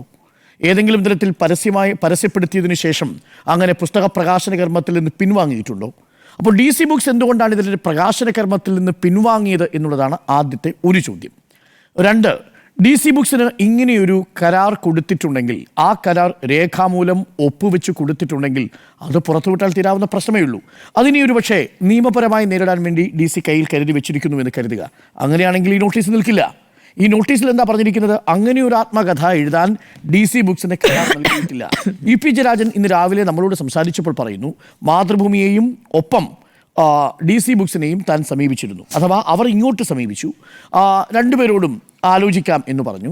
അതിനുശേഷം മാതൃഭൂമിക്ക് കൊടുക്കാം എന്നൊരു ആലോചനയുണ്ടായിരുന്നു. അതിനിടയിലാണ് DC ബുക്സിൻ്റെ ഈ പരസ്യമുണ്ടാവുന്നതും ഈ വിവാദങ്ങൾ ഉണ്ടാവുന്നതുമെന്നാണ്. നമുക്കറിയാമല്ലോ, P ജയരാജൻ്റെ ആത്മകഥ പ്രസിദ്ധീകരിച്ചത് മാതൃഭൂമി ബുക്സാണ്. ആ മാതൃഭൂമി ബുക്സ് അത് പ്രസിദ്ധീകരിക്കുമ്പോൾ അതിനകം തന്നെ നേരത്തെ പറഞ്ഞതുപോലെ വലിയ ചർച്ചാ വിഷയമായി. അതുകൊണ്ട് തന്നെ മാതൃഭൂമി P ജയരാജൻ്റെ പുസ്തകം പ്രസിദ്ധീകരിച്ചാൽ തൻ്റെ പുസ്തകം DC ബുക്സ് പ്രസിദ്ധീകരിക്കട്ടെ എന്ന് സ്വാഭാവികമായി EP-ക്ക് ചിന്തിക്കാവുന്നതേ ഉള്ളൂ. പക്ഷേ അത് DC വാണിജ്യതന്ത്രത്തിൻ്റെ ഭാഗമായി ഉപയോഗപ്പെടുത്തിയെന്നാണ് പൊതുവെയുള്ള സംസാരം. എനിക്കതിൻ്റെ വസ്തുത അറിയില്ല. കാരണം DC ബുക്സിൻ്റെ സൈറ്റിൽ നിന്നല്ല ഈ PDF ചോർന്ന് കിട്ടിയിരിക്കുന്നത്. That is number 1. ഈ നമുക്ക് കിട്ടിയിരിക്കുന്ന 181 പേജിൽ ഒരിടത്ത് പോലും DC ബുക്സിൻ്റെ ഒരു പരാമർശവുമില്ല. ഇതൊരു സെപ്പറേറ്റ് ആയിട്ട് വീണ് കിട്ടിയിരിക്കുന്നതാണ്. ആകെയുള്ളത് DC ബുക്സ് ഇൻസ്റ്റാഗ്രാമിലും ഫേസ്ബുക്കിലും പങ്കുവച്ചിരിക്കുന്ന കട്ടൻ ചായയും പരിപ്പ് വടയും എന്ന തലക്കെട്ടിലുള്ള EMSൻ്റെയും EP ജയരാജൻ്റെയും ചിത്രങ്ങൾ അടങ്ങിയിരിക്കുന്ന ഒരു കവർ ചിത്രം മാത്രമാണ്. ആ കവർ ചിത്രത്തിൽ ഇതിൻ്റെ ഉള്ളടക്കമേ ഇല്ല. ആ കവർ ചിത്രം പക്ഷേ EP ജയരാജൻ നിഷേധിക്കുന്നുണ്ട്. ആ തലക്കെട്ട് EP ജയരാജൻ നിഷേധിക്കുന്നുണ്ട്. ഇങ്ങനെയൊരു തലക്കെട്ട് ഞാൻ ഇട്ടിട്ടില്ല എന്ന് EP ജയരാജൻ പറയുമ്പോൾ 2-3 ചോദ്യങ്ങളുണ്ട്. ഒരു എഴുത്തുകാരൻ എന്ന നിലയിൽ ആ എഴുത്തുകാരൻ്റെ അവകാശമാണ് ആ എഴുത്ത് എഴുതി തീരുന്നതിനു ശേഷം തൻ്റെ അറിവോടും സമ്മതത്തോടും കൂടി ഇത് പൂർണ്ണമായിട്ടും പ്രസിദ്ധീകരിക്കാം എന്ന് പ്രസാധകൻ എഴുതി ഒപ്പിട്ട് കൊടുക്കുന്നതുവരെ അത് എഴുത്തുകാരൻ്റെ സ്വകാര്യതയാണെന്നാണ് എൻ്റെ വിശ്വാസം. അത് നാളെ ഉണ്ണി ബാലകൃഷ്ണൻ ഒരു കഥ എഴുതിയാലും അല്ലെങ്കിൽ ഒരു ആത്മകഥ എഴുതിയാലും ആ ആത്മകഥയിലെ ഏതെങ്കിലും ഒരു ഭാഗം ഒരു DTP ഓപ്പറേറ്റർക്ക് കൊടുത്ത ആ DTP ഓപ്പറേറ്റർ അത് പുറത്തുവിട്ടാൽ, അത് പൂർണ്ണമായ അനുമതി വാങ്ങാതെ ഒരു പ്രസാധക സംഘം പ്രസിദ്ധീകരിച്ചാൽ അത് എഴുത്തുകാരനോട് ചെയ്യുന്ന അവഹേളനമാണെന്നാണ് എൻ്റെ നിലപാട്. കാരണം ആ എഴുത്തുകാരൻ അവസാനത്തെ നിമിഷത്തിലാണ് വേണ്ടത്ര കൂട്ടിച്ചേർക്കലുകൾ വരുത്തുക, അതല്ലെങ്കിൽ വേണ്ടത്ര ഒഴിവാക്കലുകൾ നടത്തുക. അപ്പോൾ ഇങ്ങനെ ഒഴിവാക്കാനും കൂട്ടിച്ചേർക്കാനുമുള്ള ഒരു അവസരം എഴുത്തുകാരനും നൽകാതെ ആ പുസ്തകത്തിലെ വിവാദമായ ഭാഗങ്ങൾ DTP സെൻറ്ററിൽ നിന്ന് അതല്ലെങ്കിൽ അതിൻ്റെ പ്രിൻ്റ് എടുത്ത ഭാഗത്ത് നിന്ന് പുറത്തേക്ക് വരുന്നുണ്ടെങ്കിൽ അതിനു പിന്നിലൊരു ഗൂഢാലോചനയുണ്ട് എന്നാണ് എൻ്റെ പക്ഷം. അത് കേവലം വാണിജ്യതന്ത്രമല്ല. വാണിജ്യതന്ത്രമല്ലെന്ന് പറയാനുള്ള കാരണം 181 പേജ് 200 പേജോളമാണ് തൻ്റെ ആത്മകഥയിലുള്ളതെന്ന് EP ജയരാജൻ പറയുന്നു. അതിൽ 200 പേജ് ആയിക്കഴിഞ്ഞു. ഇനി 1-2 ദിവസം കൊണ്ട് ബാക്കി പേജ് കൂടെ എഴുതി അത് പ്രസിദ്ധീകരിക്കുമെന്നാണ് പറയുന്നത്. അപ്പോൾ 181 പേജും പുറത്തേക്ക് വിട്ടാൽ ഈ പുസ്തകം ആര് വാങ്ങും? ഈ പുസ്തകം ഇപ്പോൾ സർക്കുലേറ്റ് ചെയ്യപ്പെട്ടു. PDF കേരളത്തിലെ മിക്കവാറും എല്ലാ മാധ്യമപ്രവർത്തകരുടെ കൈകളിലും എത്തിക്കഴിഞ്ഞു. ഇത് വാട്സപ്പുകളിലും സോഷ്യൽ മീഡിയയിലും പ്രചരിച്ചു കഴിഞ്ഞു. ആ പുസ്തകം ഇനി വാങ്ങാനായിട്ട് ആരെങ്കിലും DC ബുക്സിൽ പോയി വാങ്ങേണ്ടതില്ല. അതിൻ്റെ സോഫ്റ്റ് കോപ്പി ഓൾറെഡി അവൈലബിൾ ആയി കഴിഞ്ഞു. അപ്പോൾ അതൊരു വാണിജ്യതന്ത്രം എന്ന നിലയിൽ ഇത് പുറത്തുവിട്ടു എന്ന് ഞാൻ കരുതുന്നില്ല. അതിന് പിന്നിലൊരു ആസൂത്രിതമായിട്ടുള്ള നീക്കമുണ്ട്. അത് DC ബുക്സിന് പിഴച്ചതാണോ? അതല്ല. EP ജയരാജൻ എഴുതാൻ കൊടുത്തയാളിൽ നിന്ന് ഇത് ചോർന്നു പോയതാണോ? ഇക്കാര്യങ്ങൾ ഇനി അന്വേഷണത്തിലാണ് വ്യക്തമാകേണ്ടത്. പക്ഷേ EP ജയരാജൻ DGP കൊടുത്തിരിക്കുന്ന പരാതിയിൽ ഇത് അന്വേഷിക്കണമെന്ന് പറയുന്നു. അത് അന്വേഷണത്തിൻ്റെ ഘട്ടത്തിലാണ് വെളിപ്പെടുത്തുന്നത്. ഒരു കാര്യം ഞാൻ പറയാം, EP ജയരാജൻ ഇതിൽ പറഞ്ഞിരിക്കുന്ന കാര്യങ്ങളിൽ പലതും EP ജയരാജന് പൊതുസമൂഹത്തോട് ചർച്ച ചെയ്യണമെന്ന് കരുതിയ വിഷയങ്ങളാണ്. പക്ഷേ അന്തിമമായി ഇതിൻ്റെ സ്ക്രിപ്റ്റ് വായിച്ച് ഏതൊക്കെയാണ് പാർട്ടി വിരുദ്ധം പാർട്ടി അനുകൂലം എന്ന് തീരുമാനമെടുക്കാനുള്ള ഒരു അവസരം EP-ക്ക് നിഷേധിക്കപ്പെട്ടു എന്നാണ് ഞാൻ മനസ്സിലാക്കുന്നത്. അതുകൊണ്ടാണ് ഇതിൽ ഏറ്റവും ശ്രദ്ധേയമായ കാര്യങ്ങൾക്കും അദ്ദേഹം പല കാര്യങ്ങൾ പറയുന്നുണ്ട്. നേരത്തെ നമ്മൾ പറഞ്ഞു വെച്ചല്ലോ, എന്താണ് സർക്കാരിനെ കുറിച്ച് പറയുന്നൊരു കാര്യം. അതുപോലെ 1-ാം പിണറായി മന്ത്രിസഭയെക്കുറിച്ചും മന്ത്രിമാരെക്കുറിച്ചും ജനങ്ങൾക്കിടയിൽ മികച്ച അഭിപ്രായമാണ് ഉണ്ടായിരുന്നത്. ഈ അഭിപ്രായം നിലനിർത്താനായില്ല എന്ന് മാത്രമല്ല എന്ന് തുടങ്ങിയ ഭാഗത്ത് 2-ാം പിണറായി സർക്കാർ ദുർബലമാണ് എന്ന് പറഞ്ഞതിന് തൊട്ടു പിന്നാലെ പറയുന്നുണ്ട്, ഈ പറഞ്ഞതെല്ലാം മാധ്യമങ്ങളുടെയും വലതുപക്ഷത്തിൻ്റെയും പ്രചാരണമാണെങ്കിലും എന്നുകൂടി പറയുന്നുണ്ട്. അപ്പോൾ വളരെ പ്രധാനപ്പെട്ട ഭാഗങ്ങൾ ഈ സർക്കാരിനെതിരെ EP സംസാരിച്ചു എന്ന മട്ടിൽ അത് പ്രസിദ്ധീകരിച്ച് കിട്ടുക തെരഞ്ഞെടുപ്പിൻ്റെ സമയത്ത് ആരുടെ താല്പര്യമാണ് എന്നുള്ളതാണ് ഒരു പ്രധാനപ്പെട്ട ചോദ്യം. അതിൽ മാധ്യമങ്ങളും വലതുപക്ഷവും ഇങ്ങനെ പ്രചരിപ്പിക്കുന്നു എന്ന് പറഞ്ഞ ഭാഗം അതിൽ നടത്തി മാറ്റി. അതിൽ നിന്ന് ആദ്യത്തെ ഭാഗം മാത്രമാണ് ചേർക്കുന്നത്. അത് എന്തുകൊണ്ട് എന്നുള്ളതാണ് ഒരു ചോദ്യം. രണ്ടാമത്തത്, ഇതിൽ തന്നെ അദ്ദേഹം പറയുന്നുണ്ട്, ഇതെൻ്റെ ആത്മകഥ എന്ന നിലയിൽ പൂർണ്ണമായിട്ടുമല്ല, എനിക്ക് പറയാനുള്ള കാര്യങ്ങൾ ഞാൻ പറയുന്നു. ചില കാര്യങ്ങൾ വിവാദമാകും, ചില കാര്യങ്ങൾ പാർട്ടിക്ക് ചില അലോസരമുണ്ടാക്കും, പക്ഷേ ചില കാര്യങ്ങൾ പറയാതിരിക്കാൻ കഴിയില്ല. സംഘടനാപരമായി അദ്ദേഹം പാർട്ടിക്കുള്ളിൽ കേന്ദ്ര കമ്മിറ്റി അംഗം എന്ന നിലയിൽ പാർട്ടിക്കുള്ളിൽ ഇതിൻ്റെ അനുവാദം വാങ്ങിയിട്ടാണ് ഇത് പ്രസിദ്ധീകരിക്കുക. ആ ഘട്ടത്തിലേക്ക് പോലും എത്തിയിട്ടില്ല എന്നാണ് EP പറയുന്നത്. ഞാൻ അതുകൊണ്ടാണ് ഉറച്ചു വിശ്വസിക്കുന്നത് EP എന്ന് പറയുന്ന ഒരു രാഷ്ട്രീയ പ്രവർത്തകൻ്റെ, ഒരു എഴുത്തുകാരൻ്റെ തൻ എന്ത് എഴുതണം, എന്ത് കൂട്ടിച്ചേർക്കണം, എന്ത് അന്തിമമായി തൻ്റെ പുസ്തകത്തിൽ പ്രസിദ്ധീകരിക്കണം എന്നുള്ള ഒരു എഴുത്തുകാരൻ്റെ അവകാശത്തെയാണ് യഥാർത്ഥത്തിൽ ഇതിൽ ചോദ്യം ചെയ്തിരിക്കുന്നത്. ഇത് ഉയർത്തിയിരിക്കുന്ന രാഷ്ട്രീയ വിഷയങ്ങൾ സ്വാഭാവികമായും ചർച്ച ചെയ്യപ്പെടും. പക്ഷേ നോക്കൂ, നാളെ EP ഇത് പൂർണ്ണമായും നിഷേധിച്ചു കഴിഞ്ഞാൽ EP എഴുതുന്ന ആത്മകഥയായി പുറത്തു വരാൻ പോകുന്നത് മറ്റൊരു പുസ്തകമാണെന്നിരിക്കട്ടെ. ഈ പറഞ്ഞ ചർച്ച കൊണ്ട് എന്ത് പ്രയോജനം ഉണ്ടാവും എന്ന് ആലോചിച്ച് നോക്കൂ. നിങ്ങൾ പുറത്തു വരാത്ത EP ഓൺ ചെയ്യാത്ത ഒരു കണ്ടന്റാണ് ചർച്ച ചെയ്യുന്നത് ഉണ്ണി ബാലകൃഷ്ണൻ. എൻ്റെ സംശയം അതാണ്. അത് നമ്മൾ ബാക്കി എന്താ, ഇത് ആർക്ക് വേണമെങ്കിലും ഈ DTP അടിച്ചു കയറ്റാവുന്നതേ ഉള്ളൂ. കാര്യം ഇതിൽ അദ്ദേഹത്തിൻ്റെ ഒപ്പില്ല, ഇതിൽ അദ്ദേഹത്തിൻ്റെ കൈയെഴുത്തല്ല. പുറത്തു വന്നിരിക്കുന്നത് കൈയെഴുത്തു പ്രതിയാണെങ്കിൽ കൂടുതൽ വിശ്വാസ്യതയുണ്ടാകും. പുറത്തു വന്നിരിക്കുന്നത് ഏതോ DTP സെൻറ്ററിലുള്ള വാചകമാണ്. ആ DTP സെൻറ്ററിലുള്ളത് അടിച്ചു കയറ്റാവുന്നത് അല്ലെങ്കിൽ അതിലേക്ക് എഡിറ്റ് ചെയ്ത് കയറ്റാവുന്നത് ആർക്കും സാധ്യമാണെന്നിരിക്കെ അദ്ദേഹം പറയുന്നു, ഞാൻ സരിനെക്കുറിച്ച് എഴുതിയിട്ടില്ല എന്നാണ് നമ്മളോട് പറയുന്നത്. പക്ഷേ അതിന് തൊട്ടു മുമ്പ് പറഞ്ഞിരിക്കുന്നതും പിന്നിലും കൂട്ടിച്ചേർക്കുമ്പോൾ സരിനെക്കുറിച്ച് എഴുതാനുള്ള സാധ്യത കൂടുതലാണ് നമുക്ക് അനുമാനിക്കാം. പക്ഷേ നോക്കൂ, EP ഇത് പ്രസിദ്ധീകരിക്കുന്നതിന് തൊട്ട് മുമ്പ് അന്തിമമായിട്ട് അത് എഡിറ്റ് ചെയ്യാൻ പോകുമ്പോൾ അത് വേണ്ട എന്ന് തീരുമാനിച്ചു കഴിഞ്ഞാൽ ഈ ചർച്ച ഇവിടെ അവസാനിച്ചില്ലേ? കാര്യം ഏതൊരു മനുഷ്യനും ആ സമയത്ത് തോന്നുന്നതാണല്ലോ എഴുത്തിൻ്റെ ഭാഗത്തിലുണ്ടാവുക. അതാകണമെന്നില്ലല്ലോ അവസാനം ഒരു പുസ്തകമായി പുറത്തിറങ്ങുക. അപ്പോൾ അതുകൊണ്ട് ഞാൻ മനസ്സിലാക്കുന്നത് ഒരു പാകമാകാത്ത പുസ്തകത്തെ വെച്ചുകൊണ്ടാണ് ഇത് രാഷ്ട്രീയ ആയുധമാക്കാനാണ് വരുന്നതെങ്കിൽ നിലവിലൊരു ഇമ്മെറ്റീരിയലാണ്, ഇങ്ങനൊരു ആത്മകഥയേ ഇല്ല എന്ന മട്ടിൽ ഇ പി പ്രതികരിച്ചു കഴിഞ്ഞാൽ അതിൻ്റെ പുറത്ത് വലിയ വിവാദങ്ങൾക്ക് സാധ്യതയില്ല. അതുകൊണ്ടാണ് പ്രതിപക്ഷം കരുതലോടുകൂടി നീങ്ങുന്നത്. ഈ വിഷയത്തെ ഉയർത്തിപ്പിടിച്ച് പ്രതിപക്ഷം പോവാത്തതിൻ്റെ കാരണം ഈ കണ്ടന്റ് എവിടെ നിന്ന് വന്നു എന്നറിയില്ല. DC-യിൽ നിന്ന് ഈ കണ്ടന്റ് വന്നതായിട്ട് നമുക്കറിയില്ല. DGP കൊടുത്ത പരാതി എന്താണ്? DGP കൊടുത്തിരിക്കുന്ന പരാതി അന്വേഷിക്കണം എന്നുള്ളതല്ലേ? അല്ല, എന്താണ് ശരിക്കും വ്യക്തമായി പറയുന്നത്? DC-ക്കെതിരെ പറയുന്നുണ്ടോ? അന്വേഷിക്കണം. എങ്ങനെ ചോദ്യം അന്വേഷിക്കണം? എങ്ങനെ DC-ക്കെതിരെ പറയാൻ പറ്റും? ഈ പുസ്തകം ഇതിനകത്ത് DC-യുടെ പേരില്ല, പരാതിയില്ല. DC ബുക്സിനെതിരെ എങ്ങനെ പരാതി പറയും? കാരണം DC ബുക്സിന്റെ ഏതെങ്കിലും ഒരു പ്രിന്റ് ഇതിനകത്തില്ല. അപ്പോൾ DC ബുക്സിന്റെ ഏതെങ്കിലും ഒരു വാട്ടർമാർക്ക് വേണ്ടേ? അല്ലെങ്കിൽ എവിടെയെങ്കിലും DC ബുക്സ് എന്ന് എഴുതണ്ടേ? അതില്ല. അപ്പോൾ DC ബുക്സിൻ്റെതാണ് എന്ന് പോലും പറയാൻ കഴിയാത്ത വിധത്തിൽ സോഴ്സ് ഇല്ലാത്തൊരിടത്ത് നിന്ന് പുറത്തു വന്നിരിക്കുന്ന PDF ഡോക്യുമെന്റ് ആണ്. അതായത് ഈ അവസരവാദ രാഷ്ട്രീയത്തെക്കുറിച്ച് ചർച്ച ചെയ്യുമ്പോൾ പാലക്കാട്ടെ LDF സ്ഥാനാർത്ഥിയുടെ വിഷയം ചർച്ചയാകുമല്ലോ. Doctor P. സരീൻ തലേ ദിവസം വരെ UDF സ്ഥാനാർത്ഥിയാകുമെന്ന പ്രതീക്ഷയിലായിരുന്നു. അത് കിട്ടാതായപ്പോൾ ഇരുട്ടി വെളുക്കുമ്പോൾ മറുകണ്ഠം ചാടൽ, അതും അൻവറുമായി ബന്ധപ്പെട്ട് പറഞ്ഞതും, നേരത്തെ NK ബാലകൃഷ്ണന്റെ കാര്യം 80-ലെ ഉദുമയെ പ്രതിനിധിച്ച കാര്യം, അവിടെ ജയിച്ച CPM-ലെ K. പുരുഷോത്തമനായിരുന്നു. ഈ ചരിത്രമൊക്കെ ഇതാ പുസ്തകത്തിൽ ഇല്ലെങ്കിൽ ഇത് നിൽക്കുമോ സ്മൃതി? എന്റെ ചോദ്യം ഇതാ. അല്ല, അങ്ങനെ ഇല്ലാത്ത കാര്യങ്ങൾ അത് അദ്ദേഹം അവസാനം ഇത് നീക്കം ചെയ്യാൻ ഈ കാര്യങ്ങൾ പുറത്തു വരുന്ന നേരത്തോടെ നേരമായല്ലോ. DC ബുക്സിന് അങ്ങനെ പറയാമല്ലോ. അങ്ങനെയാണ് ഇത് ഞങ്ങൾ എങ്ങനെ DC ബുക്സ് ചെയ്യുമോ എന്നാണ് ചോദിക്കുന്നത്. DC ബുക്സ് പോലൊരു പ്രസാധകർ ഈ DC ബുക്സ് ഇത് പുറത്തുവിട്ടു എന്നൊരു അഭിപ്രായം എനിക്കില്ല. സ്മൃതിക്കുണ്ടോ? അല്ല, അങ്ങനെയാണ് DC ബുക്സ് പറയട്ടെ. ഇത് DC ബുക്സ് ഇന്നലെ പിന്നെ അപ്പോൾ താങ്കൾ തന്നെയല്ലേ നേരത്തെ പറഞ്ഞ ഇൻസ്റ്റാഗ്രാമിൽ ഷെയർ ചെയ്ത കാര്യം? കവർ പേജ് മാത്രമാണ്. അത് ഡിസോൺ ചെയ്തു EP. അതിലാണ് പരാതി കൊടുത്തിരിക്കുന്നത്. അതിലാണ് മാപ്പ് പറയണമെന്ന് വക്കീൽ നോട്ടീസ് അയച്ചിരിക്കുന്നത്. ആരാ മാപ്പ് പറയേണ്ടത്? ആരാണ്? DC വക്കീൽ നോട്ടീസ് അയച്ചിരിക്കുന്നത് അതിലാണെന്നേ. നമ്മൾ ഈ വാർത്ത സമീപിക്കുമ്പോൾ നോക്കൂ, കവർ പേജ് മാത്രമാണ് നമ്മുടെ മുന്നിൽ മെറ്റീരിയൽ ആയിട്ടുള്ളത്. ആ കവർ പേജ് പിൻവലിച്ചു മാപ്പ് പറയണം. അതുമായി ബന്ധപ്പെട്ട പരസ്യങ്ങൾ പിൻവലിക്കണം എന്നുള്ളത്. ഇതിപ്പോൾ DC ബുക്സ് ഈ പുസ്തകം ഞങ്ങളല്ല പിന്നെ പുറത്തേക്ക് വിട്ടിരിക്കുന്നത്, ഇതൊന്നുമല്ല ഞങ്ങളുടെ കയ്യിലിരിക്കുന്ന EP ജയരാജന്റെ പുസ്തകം എന്ന് DC ബുക്സ് പറഞ്ഞാൽ മതി. അതും വേണ്ട. ഈ ആത്മകഥ പ്രസിദ്ധീകരിക്കാൻ വേണ്ടിയിട്ട് ഈ പറയുന്ന ഭാഗങ്ങൾ പ്രസിദ്ധീകരിക്കാൻ വേണ്ടിയിട്ടുള്ള അനുമതി കൊടുത്ത രേഖാപത്രം കാണിച്ചാൽ മതി. പ്ലസ് ഇത് മാത്രമല്ല, രേഖാപത്രം കാണിക്കുന്നിടത്ത് മാത്രം പ്രശ്നം കഴിയത്തില്ല.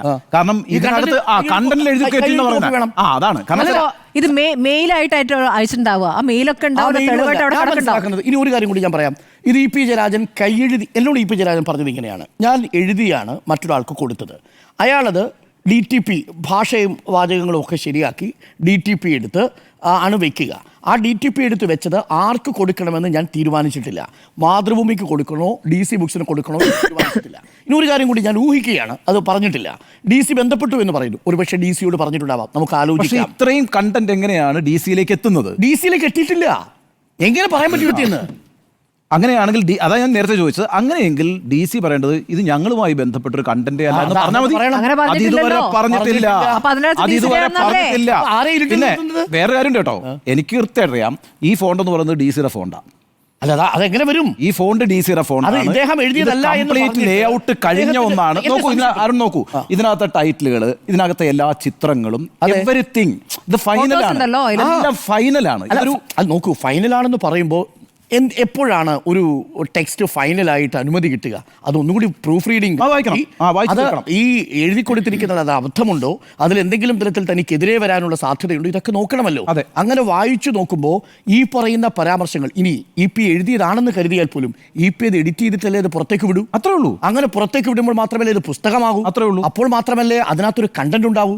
അതല്ലാതെ അങ്ങനെ EP തെരഞ്ഞെടുപ്പ് സമയത്ത് ഇത് പുറത്തു വരണമെന്ന് ആഗ്രഹിച്ചിട്ടില്ല. പക്ഷേ EP-ക്ക് പറയാനുള്ള കാര്യങ്ങൾ എന്താണ്? EP-ക്ക് നിരാശയും ബുദ്ധിമുട്ടുകളും ഉണ്ടല്ലോ. EP-ക്ക് പറയാനുള്ള കാര്യങ്ങളാണ്. EP-ക്ക് ഇതൊന്നും പറയില്ല. EP എന്തിനാണ് പുസ്തകം എഴുതുന്നത്? EP എന്തിനാണ് പുസ്തകം എഴുതുന്നത്?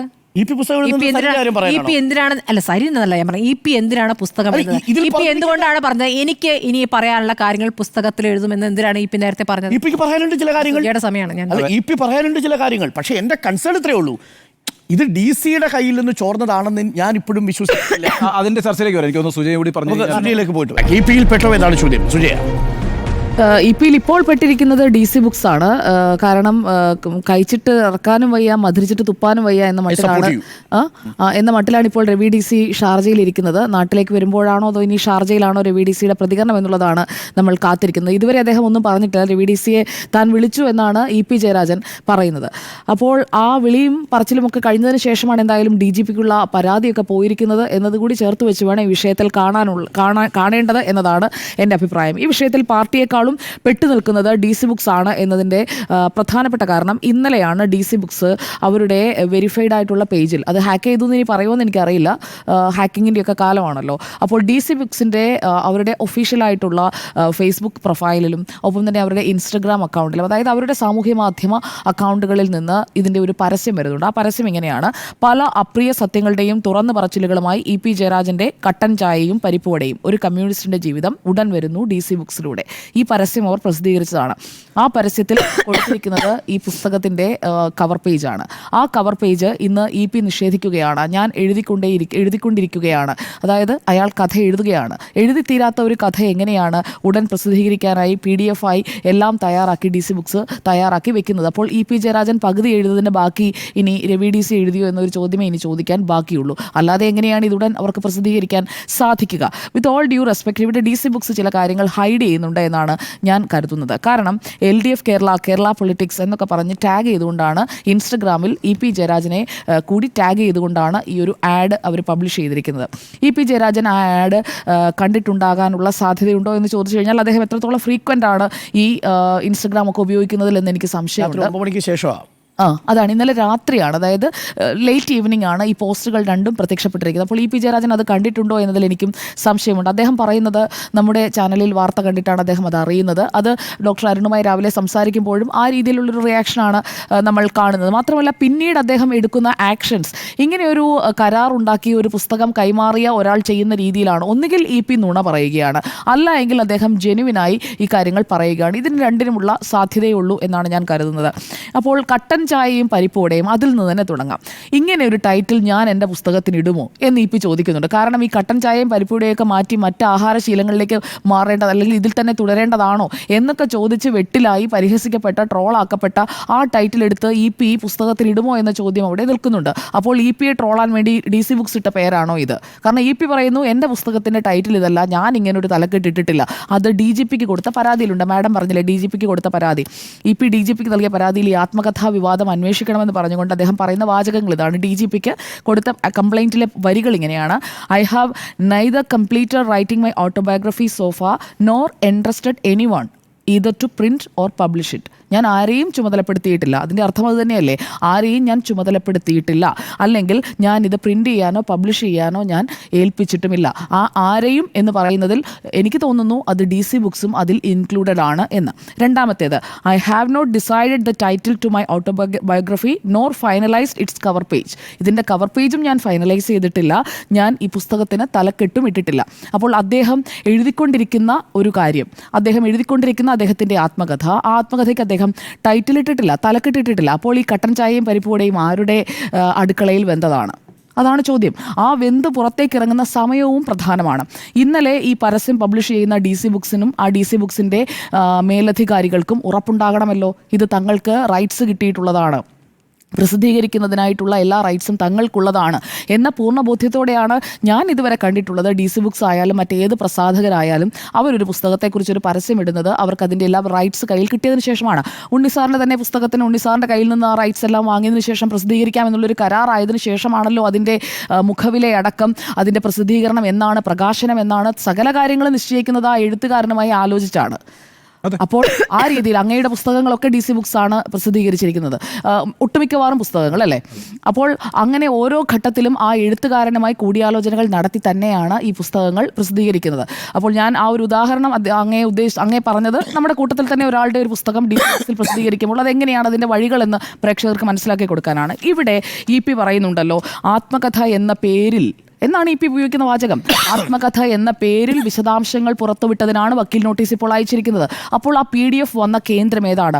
അത് DC ബുക്സിൽ നിന്നാണോ, അതോ രാഷ്ട്രീയത്തോടെ മറ്റാരെങ്കിലും ഇതിൽ ഇൻഫ്ലുവൻസ്ഡ് ആക്കിയിട്ടുണ്ടോ? അതായത് DC ബുക്സ് നേരിട്ട് EP യെ ചതിക്കേണ്ടതോ അല്ലെങ്കിൽ EP യെ പെടുത്തേണ്ടതായ ഒരു ആവശ്യം രവി DCക്കോ DC ബുക്സിനോ ഉണ്ടെന്ന് ഞാൻ കരുതുന്നില്ല. ഇതിൽ ആരെങ്കിലും ഇൻഫ്ലുവൻസ് ചെലുത്തിയിട്ടുണ്ടോ? ചേലക്കരയിൽ വിജയം പ്രതീക്ഷിക്കുന്ന ഒരു രാഷ്ട്രീയ പാർട്ടിക്ക് ഇതിൽ പങ്കുണ്ടോ? സാറിനെതിരെ ഇങ്ങനെ ഒരു വിവാദം ഉയർത്തുന്നതിന് അങ്ങനെയുള്ള ഒരു താല്പര്യം ഇതിന് മുന്നിൽ പ്രവർത്തിച്ചിട്ടുണ്ടോ? കാരണം ഈ ഒരു വിവാദം ഉണ്ടായതിനു ശേഷമുള്ള പ്രതികരണങ്ങൾ, ആ പ്രതികരണങ്ങളുടെ ഒരു വേഗതയും ആ പ്രതികരണങ്ങളിലെ ഒരു ആക്ഷേപഹാസ്യവും ഒക്കെ കാണുമ്പോൾ വളരെ പെട്ടെന്നാണ്, വളരെ നാച്ചുറലായി എന്ന് തോന്നിപ്പിക്കുന്ന തരത്തിലാണ്. ടച്ച് ഉണ്ടോ? അനുകൂലമാണോ എന്ന് എനിക്കറിയില്ല. ആരായാലും ഇത് അന്വേഷിക്കപ്പെടണമല്ലോ. DGPക്ക് കൊടുത്തിരിക്കുന്ന പരാതിയിൽ ഇത് പറയണമല്ലോ. DGPക്ക് കൊടുത്തിരിക്കുന്ന പരാതിയിൽ ഇതിനകത്ത് ഞാൻ ഇങ്ങനെ ഒരു പുസ്തകം എഴുതി കൊടുത്തിട്ടില്ല എന്ന് അദ്ദേഹം പറയുമ്പോൾ, അല്ലെങ്കിൽ അദ്ദേഹം അത്രയും വലിയ കള്ളനായിരിക്കണം. ഞാൻ അങ്ങനെ കരുതുന്നില്ല. EP ജയരാജൻ അത്രയും വലിയൊരു കള്ളനാണ് എന്നൊന്നും പറയാൻ ഞാൻ ആഗ്രഹിക്കുന്നില്ല. കാരണം എൻ്റെ മുന്നിൽ അതിനുള്ള തെളിവില്ല. അദ്ദേഹം DGPക്ക് കൊടുത്ത പരാതി എൻ്റെ മുന്നിൽ തെളിവായിട്ടുമുണ്ട്. ഇത് ഞാൻ എഴുതാത്ത പുസ്തകമാണ്, ഞാൻ ഇടാത്ത തലക്കെട്ടാണ്. ഇങ്ങനെ ഒരു പുസ്തകം എൻ്റെ അറിവില്ലാതെ ഞാൻ എഴുതിക്കൊണ്ടിരിക്കുന്ന ഒരു പുസ്തകം അത് മാതൃഭൂമിക്ക് കൊടുക്കണോ DCക്ക് കൊടുക്കണോ, രണ്ട് കൂട്ടരുമായി ഞാൻ സംസാരിച്ചു കൊണ്ടിരിക്കുന്നുണ്ട്. അങ്ങനെ ഒരു സ്റ്റേജിൽ നിൽക്കുമ്പോൾ എങ്ങനെയാണ് DCക്ക് ഇങ്ങനെ ഒരു പരസ്യം പബ്ലിഷ് ചെയ്യാൻ പറ്റുക? അതും ഇന്നലെ രാത്രിയിൽ. ഇന്ന് ചേലക്കരയിൽ ഉപതെരഞ്ഞെടുപ്പ് നടക്കുകയാണ്. വയനാട് പിന്നെ പോട്ടെ. ചേലക്കര എന്ന് പറയുന്നത് LDFന്റെ CPIMന്റെ സിറ്റിംഗ് സീറ്റാണ്. ആ സിറ്റിംഗ് സീറ്റ് പിടിച്ചെടുക്കും എന്ന് പറഞ്ഞുകൊണ്ട് പ്രചാരണം നടത്തുന്ന മറുവശത്തുള്ള പാർട്ടിയുടെ പേര് കോൺഗ്രസ് എന്നാണ്, മുന്നണിയുടെ പേര് UDF എന്നാണ്. ന്യായമായും സംശയിക്കാമല്ലോ ഇതിന് പിന്നിൽ ഗൂഢാലോചനയുണ്ട് എന്ന്. അങ്ങനെ ഒരു ഗൂഢാലോചന നടത്തിയിട്ടുണ്ട് എന്നുണ്ടെങ്കിൽ അത് അന്വേഷിക്കപ്പെടണം. അല്ലാതെ എല്ലാ തെറ്റും ശരിയാണ്. പ്രകാശ് ജാവദേക്കറുമായുള്ള കൂടിക്കാഴ്ച സംബന്ധിച്ചുള്ള വിവാദം കഴിഞ്ഞ ലോക്സഭാ തെരഞ്ഞെടുപ്പിൽ LDFനെ നല്ല രീതിയിൽ പ്രതിസന്ധിയിലാക്കി. അത് EP-യുടെ കൂടിക്കാഴ്ചയാണ്.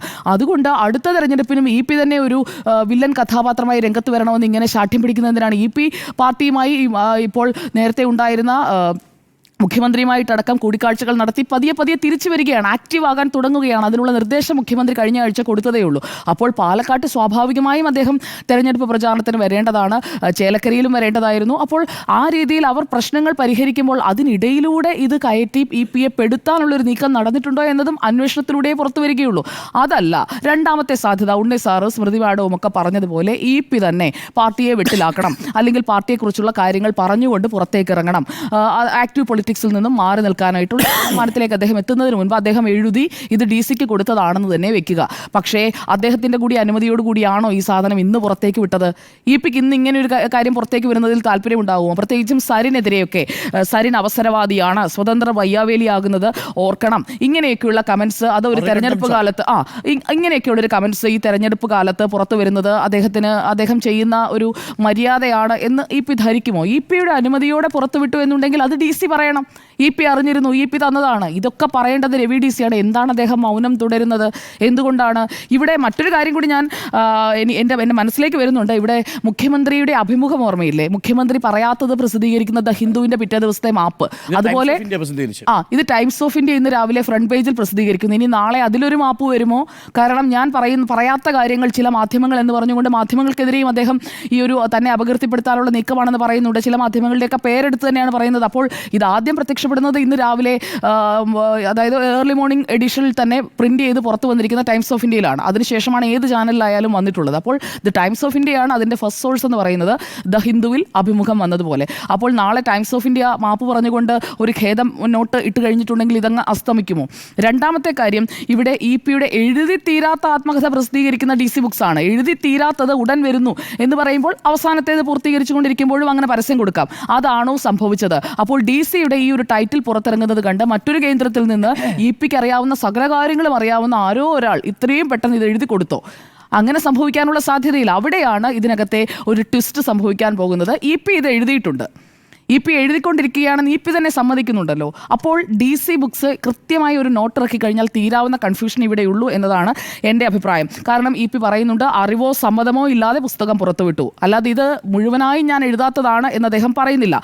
മാപ്പ് പറയണം, പോസ്റ്റുകൾ പിൻവലിക്കണം, തെറ്റ് പരസ്യപ്പെടുത്തണം, ഇല്ലെങ്കിൽ നിയമ നടപടി. അപ്പോൾ ആ തെറ്റ് പരസ്യപ്പെടുത്തുന്ന EP-യുടെ അനുമതി ഇല്ലാതെയാണ് ഇത് പുറത്തുവിട്ടത് എന്ന ഒരു വിശദീകരണക്കുറിപ്പാണോ DC ബുക്സിൽ നിന്ന് വരാനിരിക്കുന്നത്. പക്ഷേ അതിന് ഡാമേജ് ഇസ് ഡൺ.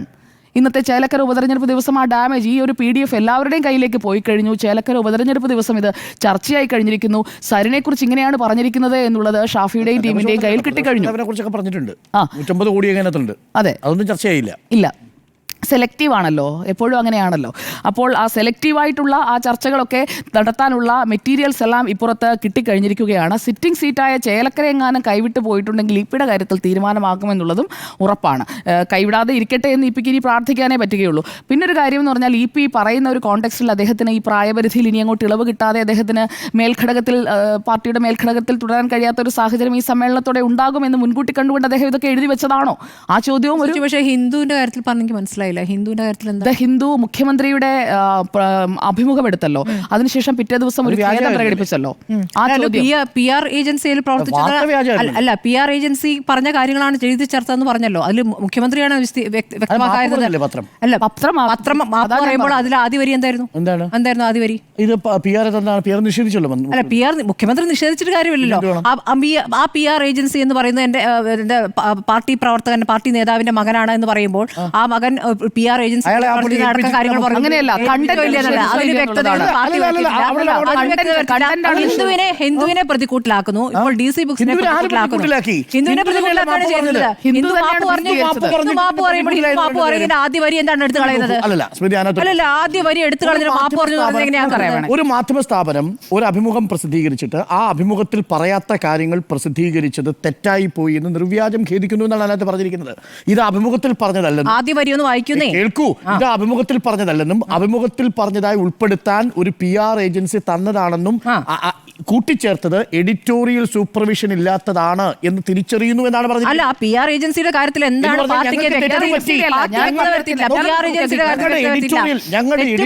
കാര്യം പറയുമ്പോഴും ആ PR ഏജൻസി ആരായിരുന്നു, ആ PR ഏജൻസിയുമായുള്ള ബന്ധം മുഖ്യമന്ത്രി പറയുകയാണ് പാർട്ടി നേതാവിന്റെ മകനാണെന്ന്. അതിനു മുൻപുള്ള ദിവസങ്ങളിൽ അവിടുത്തെ പല പത്രങ്ങളിലും ഇതേ രൂപത്തിലുള്ള കുറിപ്പ് കൊടുത്തു എന്നുള്ള വിവരം പുറത്തു വന്നതാണ്. ഇതിലൊന്നും വ്യക്തത വരുത്തിയിട്ടില്ല.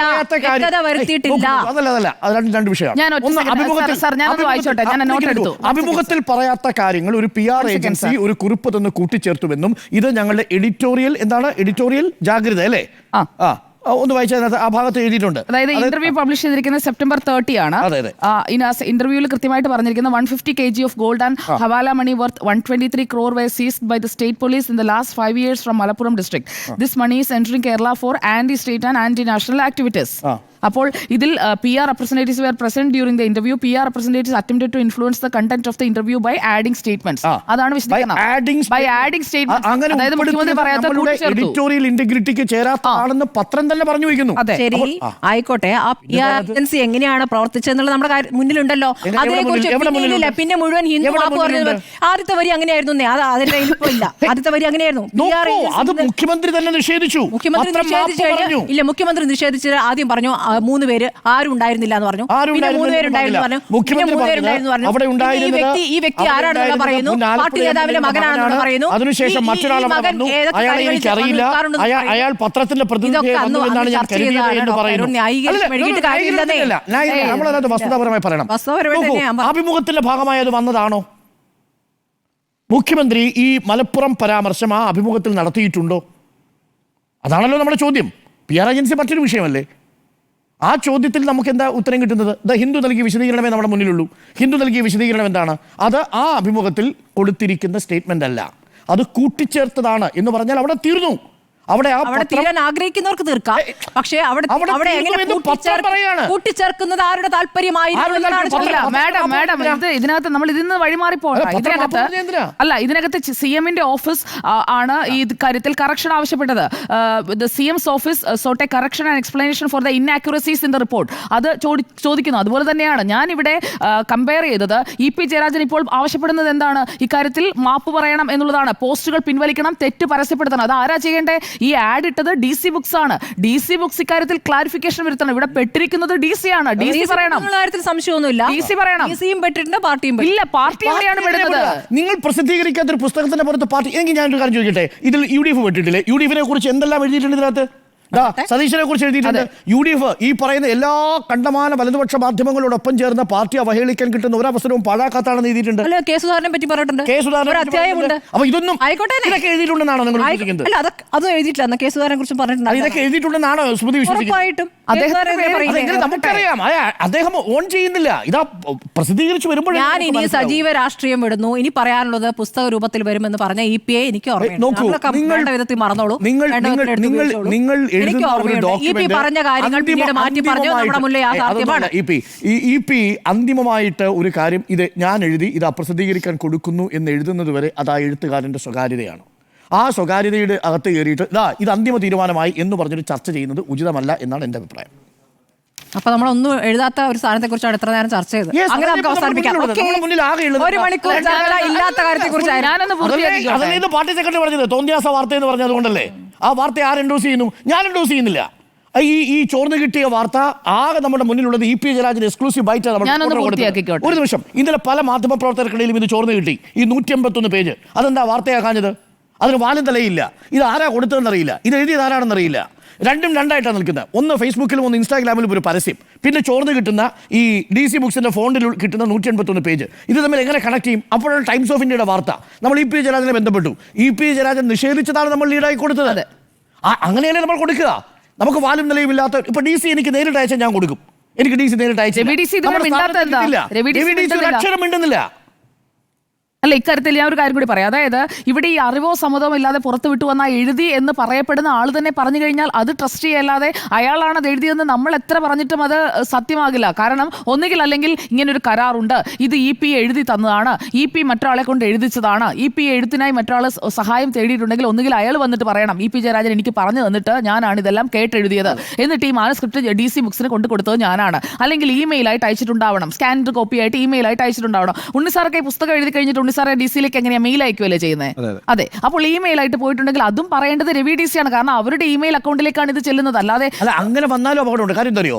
അന്തിമമായി ഇത് പ്രൂഫ് റീഡിംഗ് നടത്തി ഇതാ പ്രസിദ്ധീകരിക്കാൻ കൊടുത്തു എന്ന് പറയുന്നത് വരെ ആ പുസ്തകത്തിൽ വേണ്ടത്ര കൂട്ടിച്ചേർക്കലുകളും ഒഴിവാക്കലുകളും നടത്താനുള്ള അവകാശം ഓഥറിനുണ്ട്.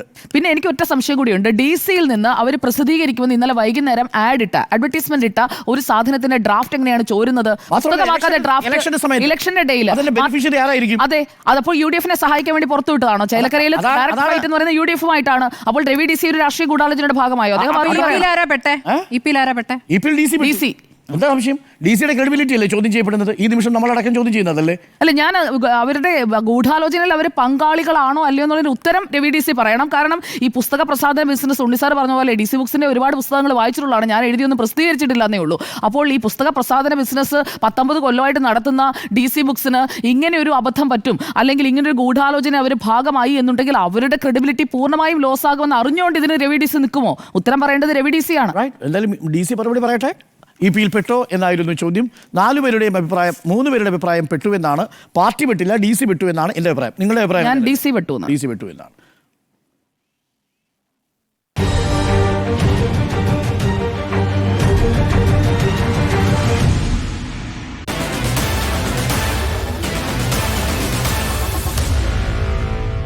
Meet the editors.